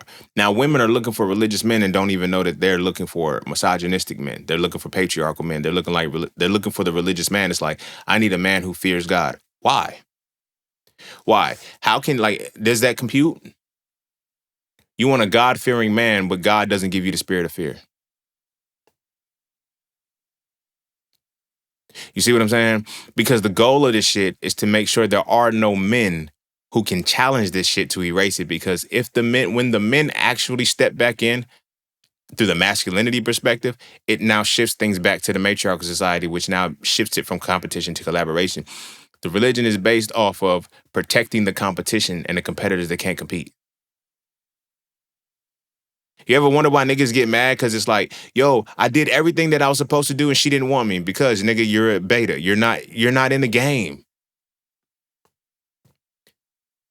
This shit gives motherfuckers hope. That's why when all else fails, when men are done, playing the game, when they can't keep up no more, when they can't get the bad bitches and shit, they go to church and they find them a nice homebody. I want a homebody. I want a woman who's going to stay in the home. Why? Because I know it's a competition out there and I can't win.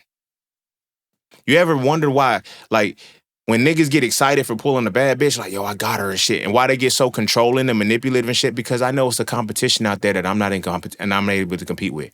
That's where the misogyny comes in. It's the competition between men, and now I hate women because what is the reward of this competition? Bitches. Bitches. And I'm using bitches dramatically, but I gotta put it in perspective. It's bitches, bro. If you look at anything, it's bitches, bro. Even when you die, in Islam, when you die, what you supposed to get? 72 virgins? It's bitches. In Christianity, you're supposed to get 10. It's bitches. So there's an incentive for me as a man to join a religion. Oh, nigga, when I die, I get some bitches. I didn't get no bitches in this life. And when I did get bitches, they was the bitches that I couldn't get. You feel me? I had to set. I couldn't get the bitches of the men that I wanted to be like. The Pookies and the Ray Rays. Niggas wanted to be street niggas. Niggas wanted to be hood niggas. Niggas wanted to be that, but they couldn't be that. And they got mad because, yo, you got the woman that I want. But maybe if I do something different, she like the bad boy. Now look at you. You're knocked up and you want, she still don't want you. She wants stability for her kids. That's it. You're a lick, Samson. Because she still has access to your goofy ass. As a Ray Ray, the Pookies and the Ray Rays, when we was out there, the women that we was fucking with then, they don't have access to us now. The women we were fucking then don't have access to us now, but they have access to y'all. With all of the kids, with all of the damage and the shit we put, they still have access to y'all. They can still hit y'all up and shoot shots. They know better than to even fuck with us. What does that say? You still at the bottom of the barrel. You still scraping the fucking barrel. But these niggas is religious, though.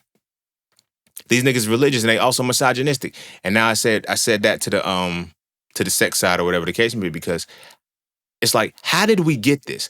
Why did the colonialism, why did the imperialism, how come everywhere they go and they put the Abraham religions, why did they put the religion in there? Because I need to emasculate the men, for one. But I need to make sure that the women are not procreating or are not involving themselves with the men who will change the competition of the game.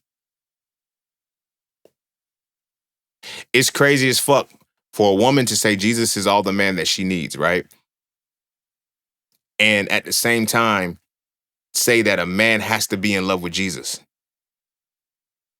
Niggas don't realize that is the same shit when David loved Jonathan more than he loved the woman. Niggas say, I love Jesus more than I love, they codified the nigga that you supposed to love more than your woman. The fuck? Oh, well, there's 3 types of love: agape love, eros love. No, nigga, it sounds good, but when you actually put that shit on paper, then you start to diminish the value for how you feel about a woman. Because it ain't no women in their pantheons. Jesus ain't had no wife. Jesus ain't had no wife, and it reminded you that his mama was a hoe. You feel me? Was that? No, Mary Magdalene, the right-hand woman that was in the circle with him. Mary Magdalene, she was a hoe. They demonize and vilify. I don't understand. Every woman that has a name in this motherfucking book in some way, shape, or form, she was a hoe. I don't get why women fuck with this shit. Who the fuck could have wrote some shit like this to where it's like, all the bitches in this motherfucking shit are fucked up and bitches will fuck you up. And we do not fuck with bitches like that. And I get it. You have the thous and the dots and all of that shit, but nigga, they don't fuck with women. This is not this. Look at the Holy Trinity, bro. It's the Father, the Son, and the Holy Ghost. They replace women with a spirit, bro, with the Holy Ghost. A ghost, nigga. And then women, so think about that. You have God, the Holy Ghost, Jesus, the man, and then the wife. Then his wife, children, and all of that shit. The fuck kind of shit is that, bro? Because now between man and Jesus, you got the pastor, the bishop, the imam, you got all of these motherfuckers in between. Do you not see that? They knew that we have to create a buffer to make sure there's no man who can actually be a father by giving him a father. That's crazy, right? That's crazy. That's crazy. Spinning it back to one of the beginning points of this conversation. That's why I was saying, when a woman says it's blasphemous for me to call myself a god, but it's perfectly fine for her to call herself a goddess, this is what I meant. Goddess doesn't even have the same reverence as a god anymore. And now when we look at the conscious community at the time between 2016 and now, when it was like a black woman is God and she's a goddess and this, that, and the third, she was always naked. There was no respect for her outside of that because this is how we viewed it. But again, they had to come in and shut down because niggas was getting closer and closer to breaking through that wall, because as we started to see, when we was putting down religion, we was putting down religion for the right reasons. Because this is why we're in the situation that we're in. Because like I said, when they came and they did the colonization, you didn't walk away from the war without the religion. A lot of people, especially us here in America, a lot of people think we were enslaved. We were, but we got to look at it deeper than that. We're prisoners of war. There was a war that was fought here. Like, we don't look at it from that perspective. There was a war that was fought here. And in order to beat the men, and it started to make so much sense, and it's coming out right now. When you look at why the matriarchy had to be removed, because it now gave you, if I know who my mother is, we always looked at when our little black boys, I know it seems like I'm getting all over the place, but it's still flowing. Our little black boys, it has to come a point where they start hating women. Everybody loves their mama. They want to sit up under their mama. They will kill you for their mama. They will protect you for their mama. When does it stop? The deeper we get into religion, when does it stop? And not only when does it stop, who stops it? One, the men, but two, our mothers, the women in our space stop it. Why did the women stop that? Because it comes into a space, and I always wondered, like, I'm gonna get deeper into it. Like, this is just from the extremes. Why do white boys hate their mamas and love their fathers? I'm not saying we don't love our fathers, but I'm saying they put more precedence. Like, they hate their mothers, but you can't pay us to do shit against our mothers. We are completely gone left field when you can get us to fuck over our mothers. We have completely gone, but you cannot pay us to fuck over our mother. We might cuss at them, but you cannot pay us to fuck over our mothers. That is wired within us. But now, before integration and shit like that, but who stops the mama boy thing? And I always wondered why. Why did the mother have to raise them? No. And it was like, is she making the boys homosexual, whatever the case may be, blah, blah, blah, to make sure some of them did back when we were enslaved, because we were prisoners of war. We had lost the war. This is a part of history that they keep that they altered. Oh, we're going to call this the transatlantic slave trade and shit like, nah, there was a war that took place and we got jumped. Study the history. We got jumped from all sides. We got jumped by the English. We got jumped by the French. I was always wondering, why would you have a book called How to Make a Negro Christian? Now, after the war was over, they put whoever was going to go on reservations. They started creating the $5 Indians and put whoever was going on reservations, and those who didn't, that's who was enslaved. But they were called Negroes. Go back to the episode where I was talking about negras, when the Spanish came in, and then we were here, and it was a war that was fought. We lost. That's really what it boils down to. But we fought. We was whooping their ass for a long time. We didn't lose until they started bringing guns. Like, we was fucking them up over here. You feel what I'm saying? But we got fragmented. over time because now you have the motherfuckers. But the point of that was how to make a Negro a Christian. When they did the colonialization and shit, that's when they brought the religion. So it's like, I was always wondering, how did it get to a point where the mother became the head while we were enslaved? Well, the women saying they're tired of being masculine, they're tired of being this, they're tired of being this. Stop following the fucking religion because it's making you make the men that can't do shit for you. Because I realize you have to give a motherfucker some shit to say you can't kill, you can't do this, you can't do this, you cannot respond, you have to turn your cheek to the enemy. Why? Because what's going to happen when things change? And I said that because it's like, as men, naturally, you can't pay us to go against our mamas.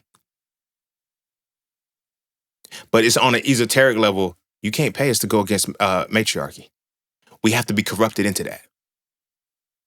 Because we all understand that we are who our mother is. We come from that. You feel me? We come from that.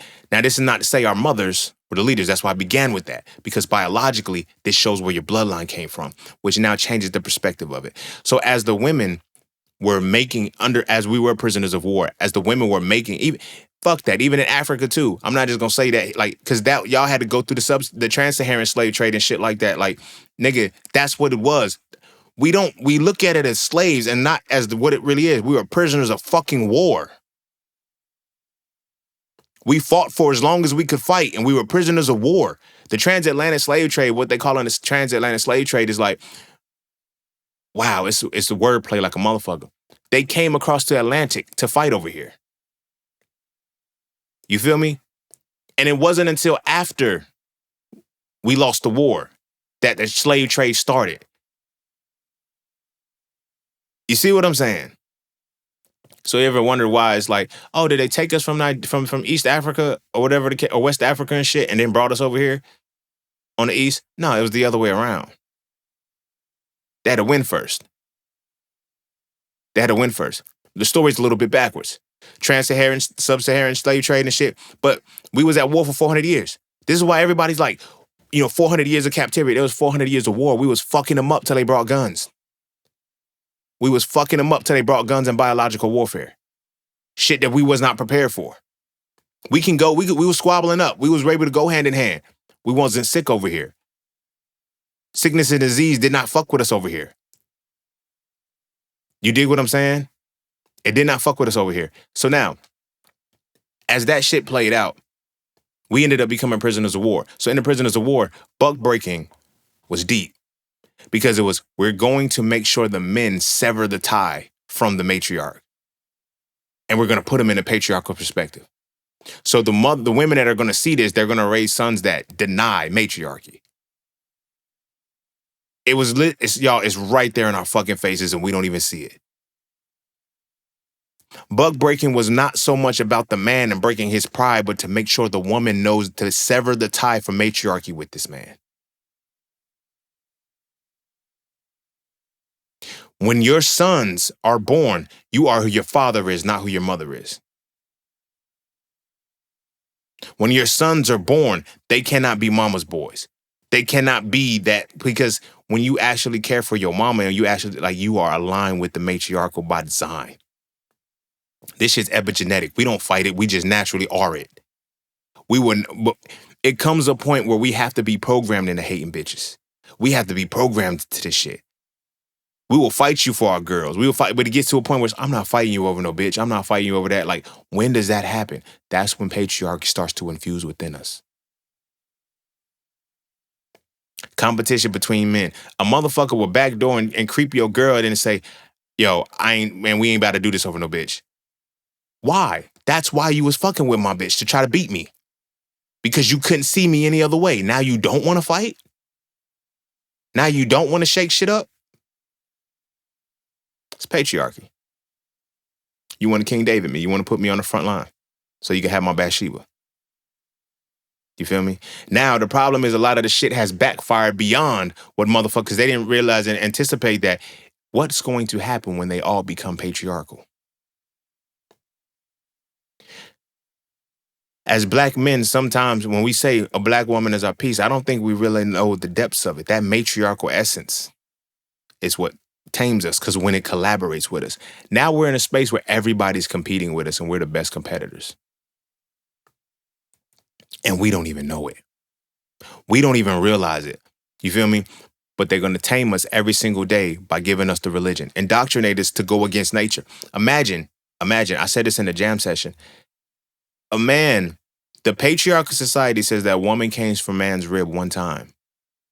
Men have not stopped coming from the womb since. Right in plain day, they erased the shit and told you, fuck these bitches, bro. Fuck these bitches.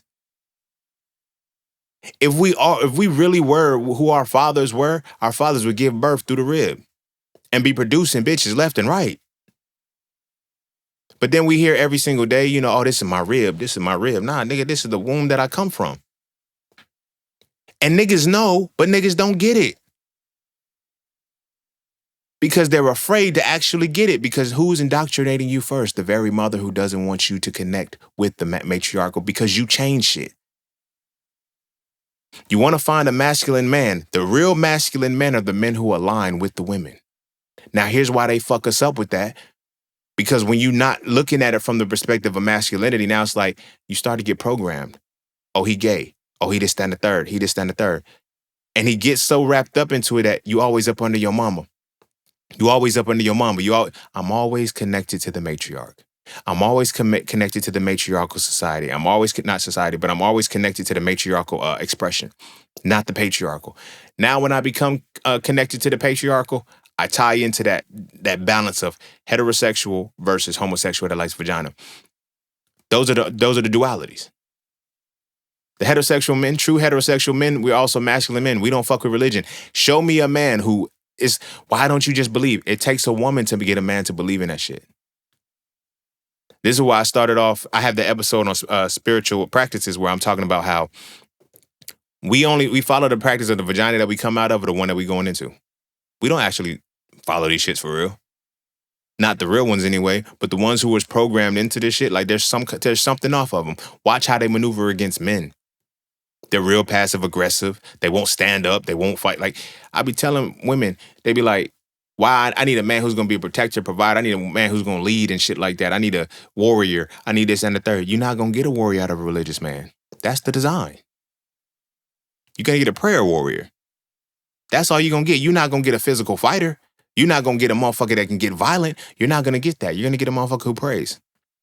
He's going to pray that he doesn't have to get violent. That's crazy. And think about that. If you know that you need to be protected and shit, and you pray for a person and that man that your deity gives you and they can't protect you, what does that say? There's rules in place where I cannot protect you in this physical space. I just have to look like I can protect you. So now we have the niggas in the gyms. We have those muscular ass niggas and shit that women like that shit. Like, you know how many niggas with muscles that I beat the fuck up in my life? I probably, at this point in my life right now, I'm 6'2", and shit, I'm probably like anywhere between 160 and 165. Now, nigga, back when I was motherfucking in high school, like 5'11", I was like 140, 120, between 130 and 140 soaking wet. You feel me? I was still beating niggas up that had muscles and shit. I was still beating niggas up that was bigger than me. It didn't matter. But I realized a lot of niggas that had the muscles and shit, the presentation, they couldn't fight. These niggas wasn't warriors. These niggas wasn't warriors for real.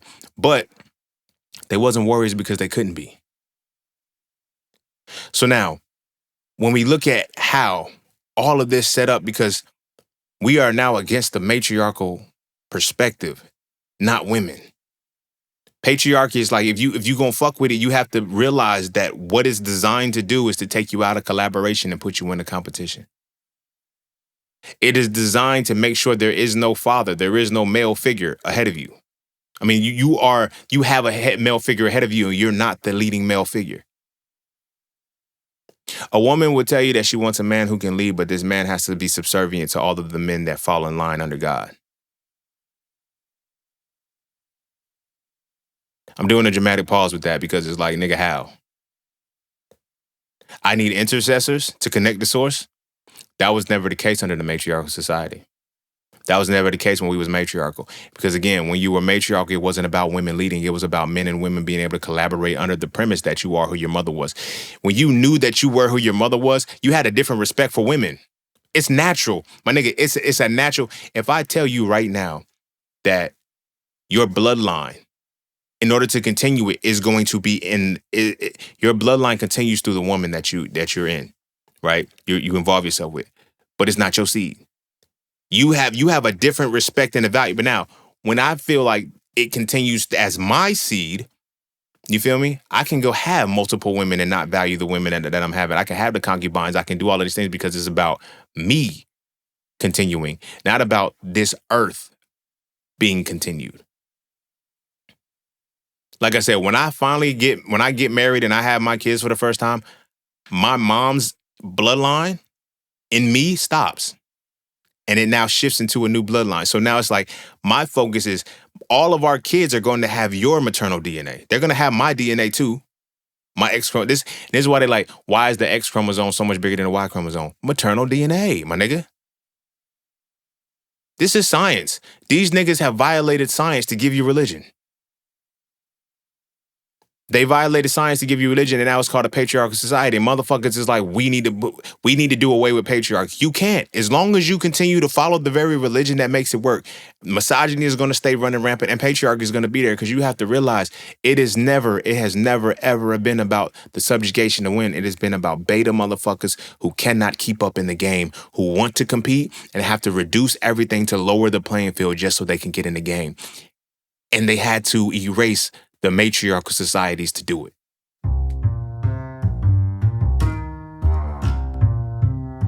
And don't forget to check out Cafe Clothing, formerly Just Scenes merch. Get all of your intricate designs crafted specifically for the melanated being to develop a positive imagery within self and to have a little bit of fun in the process. From the peace, love, knowledge, and freedom to the dead horses and water designs, all of the styles are crafted for the imagery to make you feel as you're supposed to feel. Because as I always say, the best way to fit in is to stand out. And what better way to stand out than with your exclusive styles from Cafe Clothing. All right. I think I'm going to end it there. I did at one point want to talk about Father Time and this shit and Mother Nature, the essence and shit like that, but I don't think I need to talk about that right now. I think I'll probably piggyback on a later episode. But that's how the matriarchal society was. But I had to explain to y'all what a matriarchal society was first, and I'm going to show you why it was erased. We're genetically and innately, epigenetically wired. There's an interruption gap within us that's fucking us up where we actually know that we came from that kind of culture. But you have to be forced into a religion. And I was going to say this and I kept dropping off, how do you make a Negro a Christian? That means the Negro wasn't a Christian. That means the motherfuckers they came over here and went to war with that were on this land, they weren't Christians. But we had to make them Christians because their strength is going to come from the matriarchal component. We're going to give them something that always tells them, no, don't connect with women. Women ain't shit. Bitches ain't shit. We know you get your power back when you really tired of your women. We know that that's where your fucking power was. We know that for the 300... We know that from the time Christopher Columbus came over here to do recon in 1492 and shit, we know from that time, up until about 1700s or so, up until that time, we was at war with y'all. And y'all was fucking us up till we came with guns. Y'all was whooping our ass until we came with guns. But what was keeping y'all, what was allowing y'all to fuck us up? Y'all women. And it was deeper than just y'all women. It was y'all connection to the matriarchal society. Y'all connection to the matriarchal energy and not patriarchal. But we had to look at it from, damn, why is it this way? Because the matriarchy and matriarchy, the masculinity side is where that really resides. So they're going to call it, we're going to change this shit to patriarchal societies. And we're going to we're going to fuck up the perspective and the understanding of what patriarchy really is. So when you try to explore matriarchy again, you're going to see it through the eyes of patriarchy. So if you look at what we have now, the feminist movement is how they're showing, oh, we're going to give you patriarchy with women in it. We're not going to give you the matriarchal perspective. We're going to give you patriarchy packaged with women. Because the system of patriarchy is about competition. That's it. And then it's about the competition between the men. And feminism is now the competition between the women and the men. You feel what I'm saying? And now everybody's fucking up because it's like, oh, we gotta, what they say, future is female. It's not. It's matriarchal. But it's matriarchal from the perspective you need to now understand what the matriarchal society was. You can't just look at it from a perspective of, I'm going to see the matriarchal society as the patriarchal society was and just put women in place and do the same shit. That's what the fucking feminist movement is about. That's why it's fucking failing. But the purpose of that is that when they came over and they seen, what is the fuel that is making you do this? Your women? Oh. That's how y'all would. Oh. Shit. We got to figure out a way to make y'all niggas not do this shit. We got to break y'all. Buck breaking was never about just emasculating the man. Buck breaking was to make sure that the woman severs the ties to the matriarch. Buck breaking was to ensure that the woman severs the ties to her son through the matriarchal perspective and give him patriarchy. We don't want him to have power. And as we give them the patriarchy and we keep going on and on and on, we're going to manipulate them. There's only a small window between I say birth and like 5 years old, maybe 4 to 5 years old, where a black boy still has the capacity to have that connection. Again, this goes to the episode of the YNs when I talk about the world. Black women are not protected. Black women are not protected because black boys are not respected. Black boys, and the first thing that black boys are getting disrespected for is for actually loving their mothers, loving their women. But it's deeper, is being naturally, divinely, spiritually connected to the matriarch. Being connected to the matriarchal lineage because her DNA is in you, not the patriarchal DNA. That's not in you. This is not to say, yo, we should say fuck our fathers or no shit like that. No, this is how it's always been since time immemorial. You are connected to your father by way of his relationship with your mother because it's matriarchal. So your mother chose this man. This is how it's supposed to be. She chose to collaborate with this man under the matriarchal perspective. And that's collaborating with this man under the matriarchal perspective. Your connection to your father is dependent upon his connection with the mother. You dig what I'm saying? Because that's how the matriarchal societies worked. Because you were who your mother was. So men had a different perspective because I know going into this, as I create a baby with you, my maternal DNA is cut off and it starts a new maternal DNA with you. You feel what I'm saying? So my children, if I have all daughters, they have your DNA. My sons have your maternal DNA, but our daughters are going to be the ones who keep the bloodline going. This is why, subtly, why they would put you have to go ask a child, you have to go ask a father for the hand in marriage, or whatever the case may be. But it was deeper than that. The marriage, what consummated the marriage anyway, was the sex. So what you ended up having to do is see how this father chose that mother for that maternal DNA, because I need to understand how I'm going to continue the maternal DNA. That ain't what we doing. We asking for new slaves and shit. To break the mentality and sever the tie from the maternal DNA, from the maternal side of the shit, from the matriarchal side of the shit, and to establish and solidify the patriarchy. So as solidifying the patriarchy, black boys are not respected because we're all mama's boys. We all love the fuck out of our mamas. We get to a point where we stop. Who teaches us that? It seems like it's passed down from fathers and it is, no, nigga, this is the patriarchal society when they beat us, when we lost. Because they know where our power comes from. They know what source we recognize. You see it all the time. When black women speak life into men, shit changes and shit like that and shit. That's why. We know what's up. But we don't know that that's what's up. That's what's up because it's so masked by the religion that we can't see it anymore. It's there. It's in us. We know it's there. We just won't acknowledge it the right way. We won't acknowledge it the right way. If you pay attention, what they tell you, Billionaires. I seen a billionaire, a couple billionaires. He made a quote and said, "Black women are for billionaires, or whatever the case may be." Why? Because we understand what we're not telling y'all. We know we know what maternal DNA is. Therefore, we know all of this shit is. We know these higher aspects that we're keeping from y'all to make y'all religious. Because as long as you're religious, you're going to be misogynistic, you're going to be patriarchal, you're not going to like your women. You're going to assume all of your women are going to fuck you over. You're going to assume the worst out of your woman. You're not going to actually go and pursue a woman that you can actually pour into. And here's where the problem comes in. Because if you're truly going to involve yourself in that space, you have to be willing to transform this woman. She has to be open to change. She can't change her perspective of the religion because you have not given her the perspective to actually break out of that, which is how the cycle keeps going. This is why pastors and everything, why they say, why are black women the most prevalent in churches and shit? For this fucking reason right here.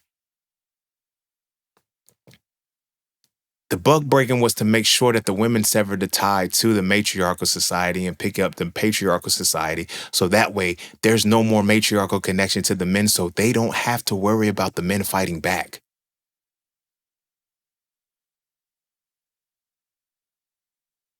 It's not the woman's fault. The woman had to accept patriarchy to get them to stop killing us. Because like I said, when we couldn't fight anymore because they was giving us guns and diseases and shit like that, when they had to find a way to break them. And we thought we're going to take the biggest, strongest man and break him in front of the whole community, in front of the whole society, whatever the case may be, to show them whatever it is. You can't get your manhood back once it's taken. Like, that's a different level of emasculation. But a woman watching that will teach her son to align with patriarchy so that doesn't happen. Because we know the biggest, strongest men that were fucking us up were in line with the matriarchal perspective. That's what our cultures have always been. Matriarchal in the sense that you were who your mother was, but you honored both the masculine and feminine principles together. Hence why every spiritual practice has men and women deities in the shit that are equal in power. Olokun, Oshun, both of them govern the water. You know, Olokuns, Oshuns, Oguns, Yemayas, like Asar, Aset, I want to try to cover everybody because we have Lois too. I'm not too familiar. I know Papa Legba. I'm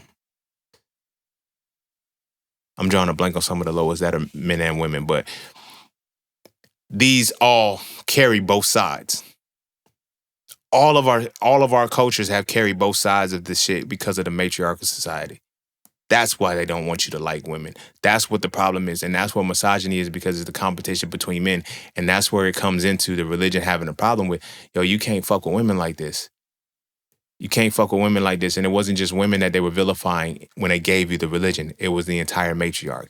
This is what the story of Lilith was about and why it was omitted from the book.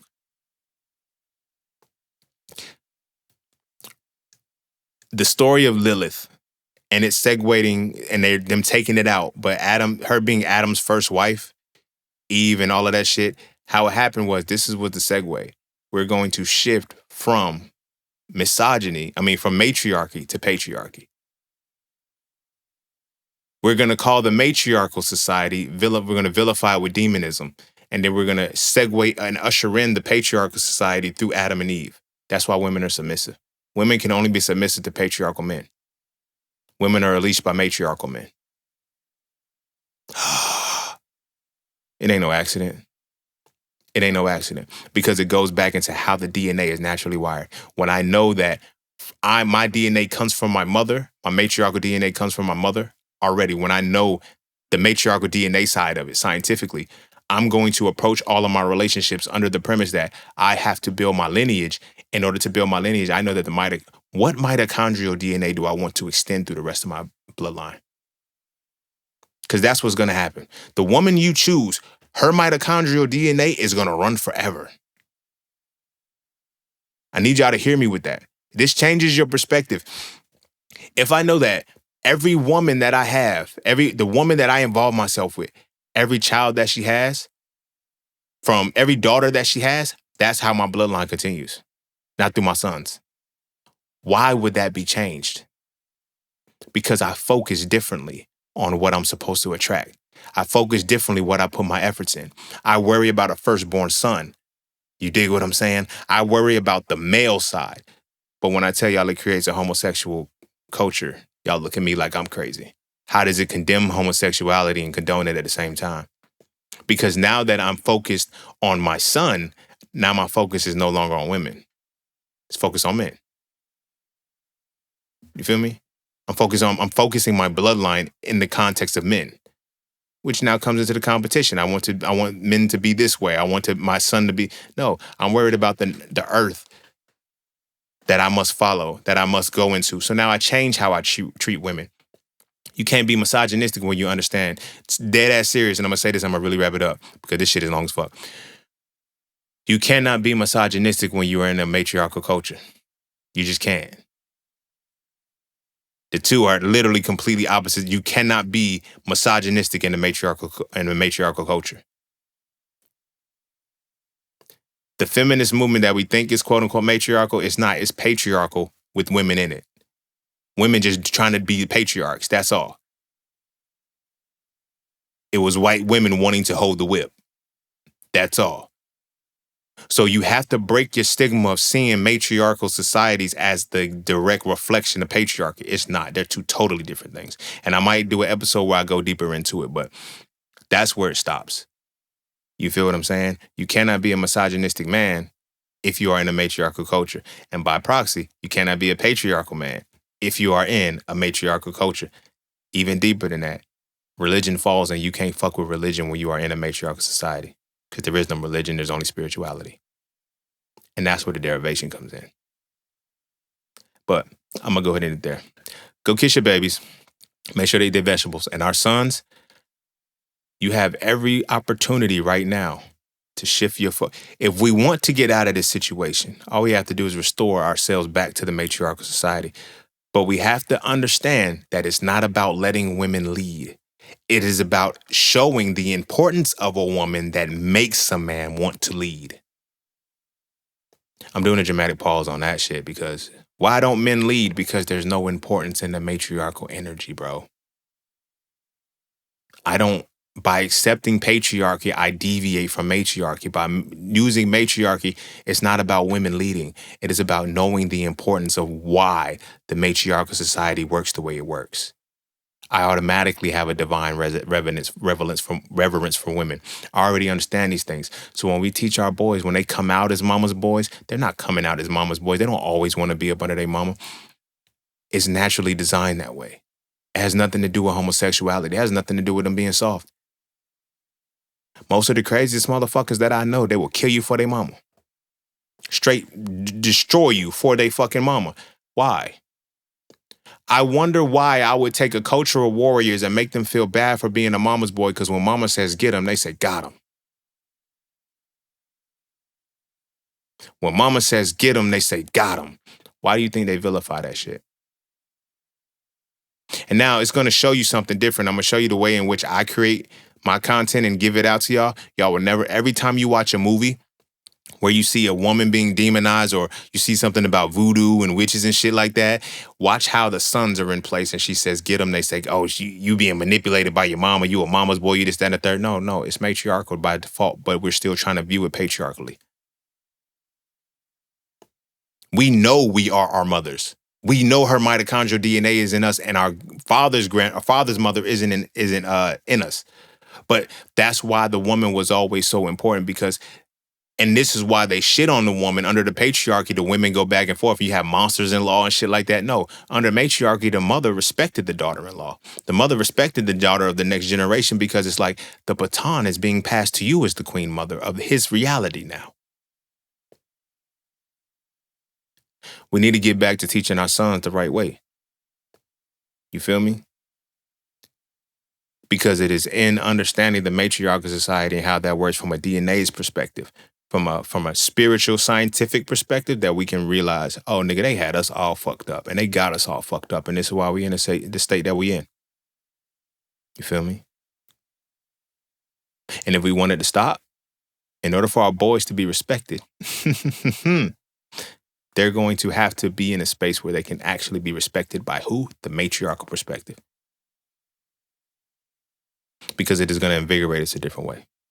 And as it invigorates us a different way, we lead according to that. Again, the matriarchal society is not about women leading. It is about women establishing the reverence among men to make the men lead the right way. Because again, it goes back into the DNA. I know that my DNA has to go forward. I know that the maternal DNA is going to go forward and I'm going to be the spark. Now, what am I going to catalyze and how am I going to look at this woman now? But under patriarchy, fuck these bitches. I can have any bitch I want because I'm my father. I am who my father is, and therefore my kids will be who I am. So it doesn't matter what bitch I fuck with. You feel me? I can just be nutting in these motherfuckers, and again, that beta shit. Because it goes from quality to quantity. Because when they talk about, oh, we were polygamous and everything like that, yeah, even if we were polygamous, it was still under the matriarchal perspective. Because I knew what earths my seeds needed to be planted into.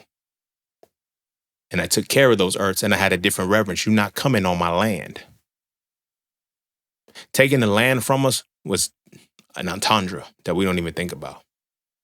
But I'm going to say that for another episode because this shit longer than a motherfucker. Go kiss your babies. Make sure they eat their vegetables. And I'm going to see y'all all on the next one. Go, yeah. And just make sure our son's straight. Go kiss your babies. Make sure they eat their vegetables. And I'm going to see y'all all on the next one. Peace, love, knowledge, and freedom. I'm out.